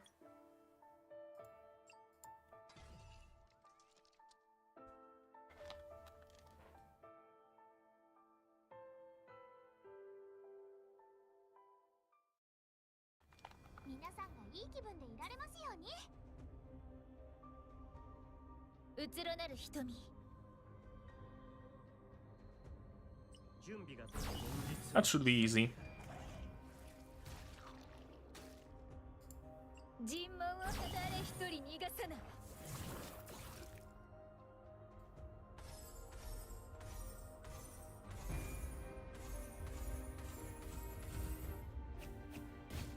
Maybe should have used all the red tiles actually. No, there's no need for that. And Chandra will kill off the straggler.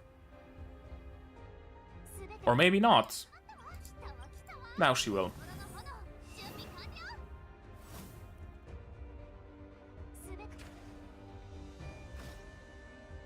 Okay, Chandra, you take care of this guy. Almost enough. Would you look at that?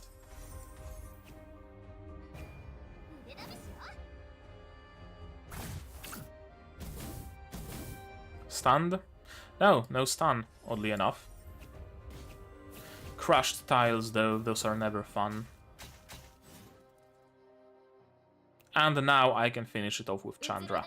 With whatever, actually.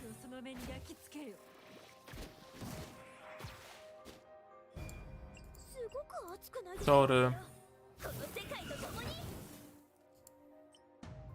And Chandra. And we're done.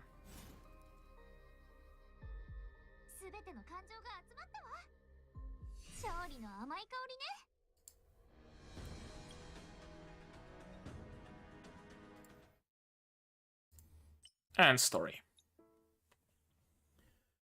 Thanks to my experience from the morning, I'm totally familiar with the work. As a result, I was able to double the work in only half the time.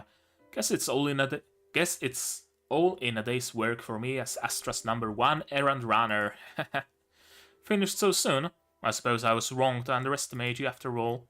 Enough small talk, just give the kids their candy and let them go. No need to be rude. Wait here and I'll go fetch it. Oh dear, my condolences, friend. I just checked my shelves and it looks like the candy's all sold out. What? Why didn't you tell us sooner? What was the point of all that work I did just now?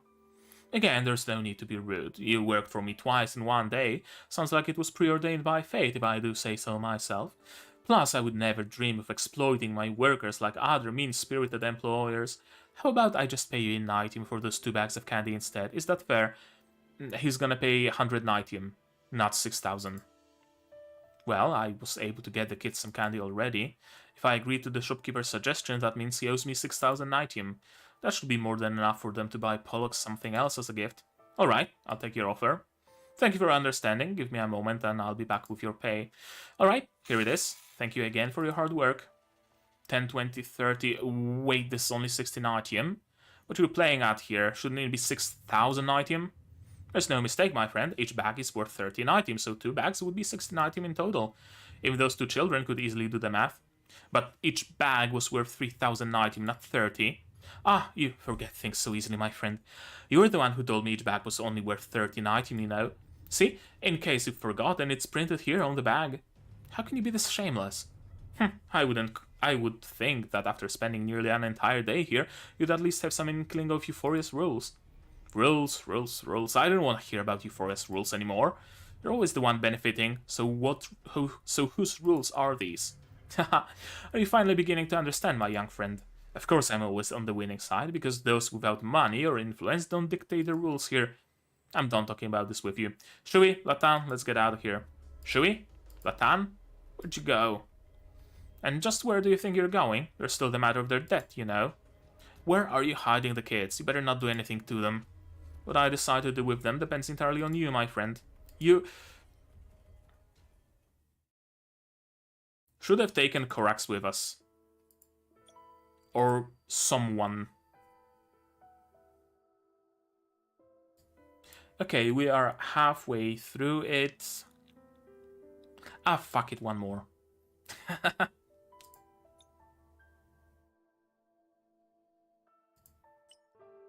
The shop owner has locked the kids with the What the fuck? With the Eclipsites. To free them, you are forced to release the Eclipsites as well. What? What exactly do I need to do for you to let those 2 go? I'm but a simple merchant with simple demands. All I ask is that you pay off their debt. But you completely made up that debt. Well, if you're unwilling to pay it off, you can forget about leaving here with those 2 children. You bastard. Wait, is he just getting to me or do I sense Eclipsites nearby? There, the curtains behind the shopkeeper, that's where they're hiding. He shouldn't be so composed if there are Eclipsites showing up in his shop, unless... Are you hiding Eclipsites in your shop? There's no use lying, I've already sensed their presence. Oh, so you're the Celestite everyone talks about? Well, since you've already discovered that much, I suppose there is no harm in showing you. You! How could you keep the kids cooped up with Eclipsites? Waha! Mr. Navigator, save me! He said that if we made any noise, he'd tell the Eclipsites to eat us. That's enough, Latan. No more crying. We've already made enough trouble for Mr. Navigator. None of this is you guys' fault. It's my fault for making all those promises this morning. Don't worry, I'll make sure to get you home safe and sound. Ah, making even more promises, I see. You bastard, you're willing to throw away your humanity all for a little money? You don't think it's amusing to be talking about things like humanity and decency in Euphoria of all places? Besides, I've already told you what needs to be done to rescue them. I'm not completely heartless, you know. You can save them or not, your choice. Of course I have to save them, but I can't keep letting this guy have the upper hand. The rope tying their hands together is attached to the Eclipsites' necks. If I want to rescue them, I'll have to undo the rope around the Eclipsites too. Looks like I'll have to take a chance. Lend me some of your luck, Casta. I've made my decision. So soon? Very good. Now let's see if it's the right one. I've decided to do this. Ah, you... Did you just throw a rock at me? My eye! You had it coming. Good thing I didn't eat it. Krax wasn't joking when he said that it was kind of stale. Oh, so it wasn't rock, it was bread. Never mind, there's no time to waste. I have to save the kids. Mr. Navigator, I knew you would save us. Listen up, you two. As soon as I undo this rope, you need to run away as fast as you can. And don't turn back for any reason, got it? But what about you? Here's the same rope to tie you up and the Eclipsites up. To untie you, I'll have to free the Eclipsites as well. Once I do, I'll get their attention and run in the opposite direction. Don't worry about me, I'll be fine. Mr. Navigator! Alright, we've got no time to lose. On the count of 3, you guys run out as fast as you can. Understand? 1, 2, 3. Run!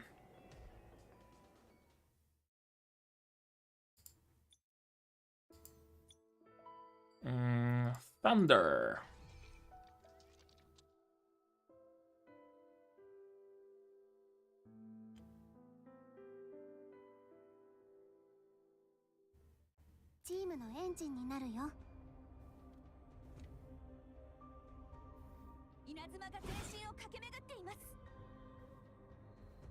Should be easy.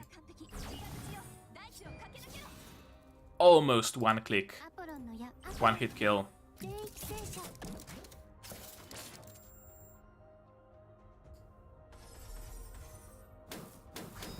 That does it for this turn.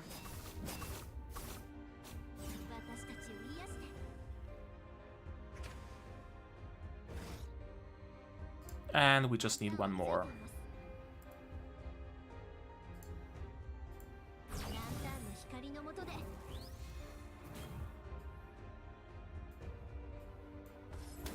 Oh, I wanted to go further. Oh well.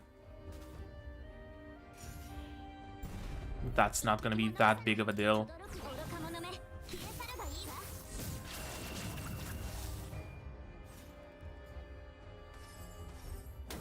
Yeah, and just autos should...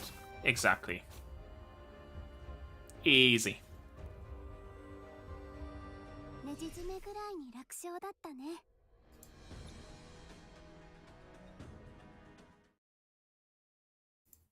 Treasure. Treasure. Treasure. Treasure. Treasure. Okay, where's that gonna lead me? To some story. And to here. And this is gonna lead me to here. Okay, so I just go for the story. After you draw the Eclipsites away, the shop owner and the kids disappear without a trace. Fortunately, you run into Casta and the two of you begin searching. Yeah, I can't keep letting them chase me like this. I'm going to tire myself out eventually. I need to think of a plan to shake them off, and quick. Wait, if I remember correctly, that street up ahead is the one Krax and I took to enter the town. I think I have an idea.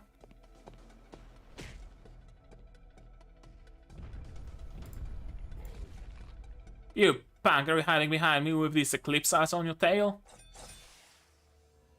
The coast is clear, you can come out now. Wow, you really took them all out. You're not half bad, big guy. We made again. Can't face me like a real man, so we resort to this kind of dirty trick. No, that's not it at all. Anyway, I've got somewhere to be right now, so bye. Can't thank you enough for your help, big guy, until fate brings us together again. Hey, oi! Call me and just find me if you're ever in Aravale, and I'll show you around. Thank goodness I remembered that street was full of thugs. I was able to use them to get rid of those Eclipsites. I'm so glad everything went according to plan, or else I would have been in real trouble. Strange, there doesn't seem to be anyone inside the shop. The shopkeeper and the rest of his Eclipsites are nowhere to be seen. Oh no, could they be chasing after Shui and Latan? This is bad, I need to catch up to them and... Ow! Jeez, that hurt. Why'd you look so frazzled? What happened? And why isn't anyone here? Casta, is it really you? Yeah, it's me. What happened here? And what's going on with you? Casta, I'm so glad you're here. We're kinda in trouble right now. I'll try to make it short. After explaining everything to Casta, I thought it was strange that the shop's door was wide open, which is why I stopped to take a look. I had no idea all that drama went down. I'm so sorry, Casta. I wasn't able to protect Shui and Latan. Now's not the time to blame yourself, especially in your condition. Anyway, you're not on your own anymore. I'm here now. Whatever comes our way, we can figure out a solution together. You also know which direction they run towards, so don't worry too much. This is Euphoria after all. I won't let anything happen to those two. Thank you, Casta. I didn't know you could be so comforting. I've no idea what you're talking about. Alright, let's get going. We have to find these two no matter what. Lead the way.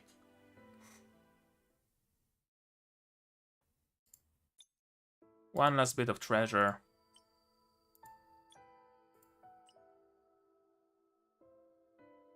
And now... I really gotta end this stream. I'm gonna be back in an hour or two or so, and I'm gonna finish it. The second stream is gonna be very short, because we have like 2 missions left. But yeah, for now, let's break out the outro. The event, cool. It wasn't quite as depressing as I thought it's gonna be, honestly.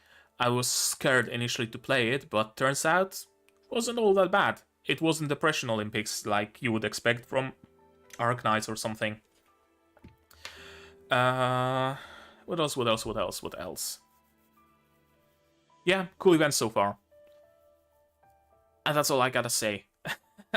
After I'm back for the second part, I guess I'm gonna talk a little bit more about my initial impressions, but right now that's gonna be it. So let me know in the comments, what did you think of the stream so far, of the story of Alchemy Stars? Do you play it, do you not? Stuff like that. Like this VOD if you liked it, dislike it if you disliked it, but tell me why so I can improve. Subscribe to the channel to be notified of my anime reactions and other streams that sometimes are going to be happening. And you can support the channel also if you want monetarily, Patreon Throne. If you support me on Patreon, you get a place in the credits that you're seeing right now. And for $10 you get early access to non-seasonal anime reactions like Madoka Magica and Symphogear AXZ. Symphogear AXZ's episode 2 went up just today on Patreon. And if you don't want to spend any money and still want to support the channel, share my content, spread the word.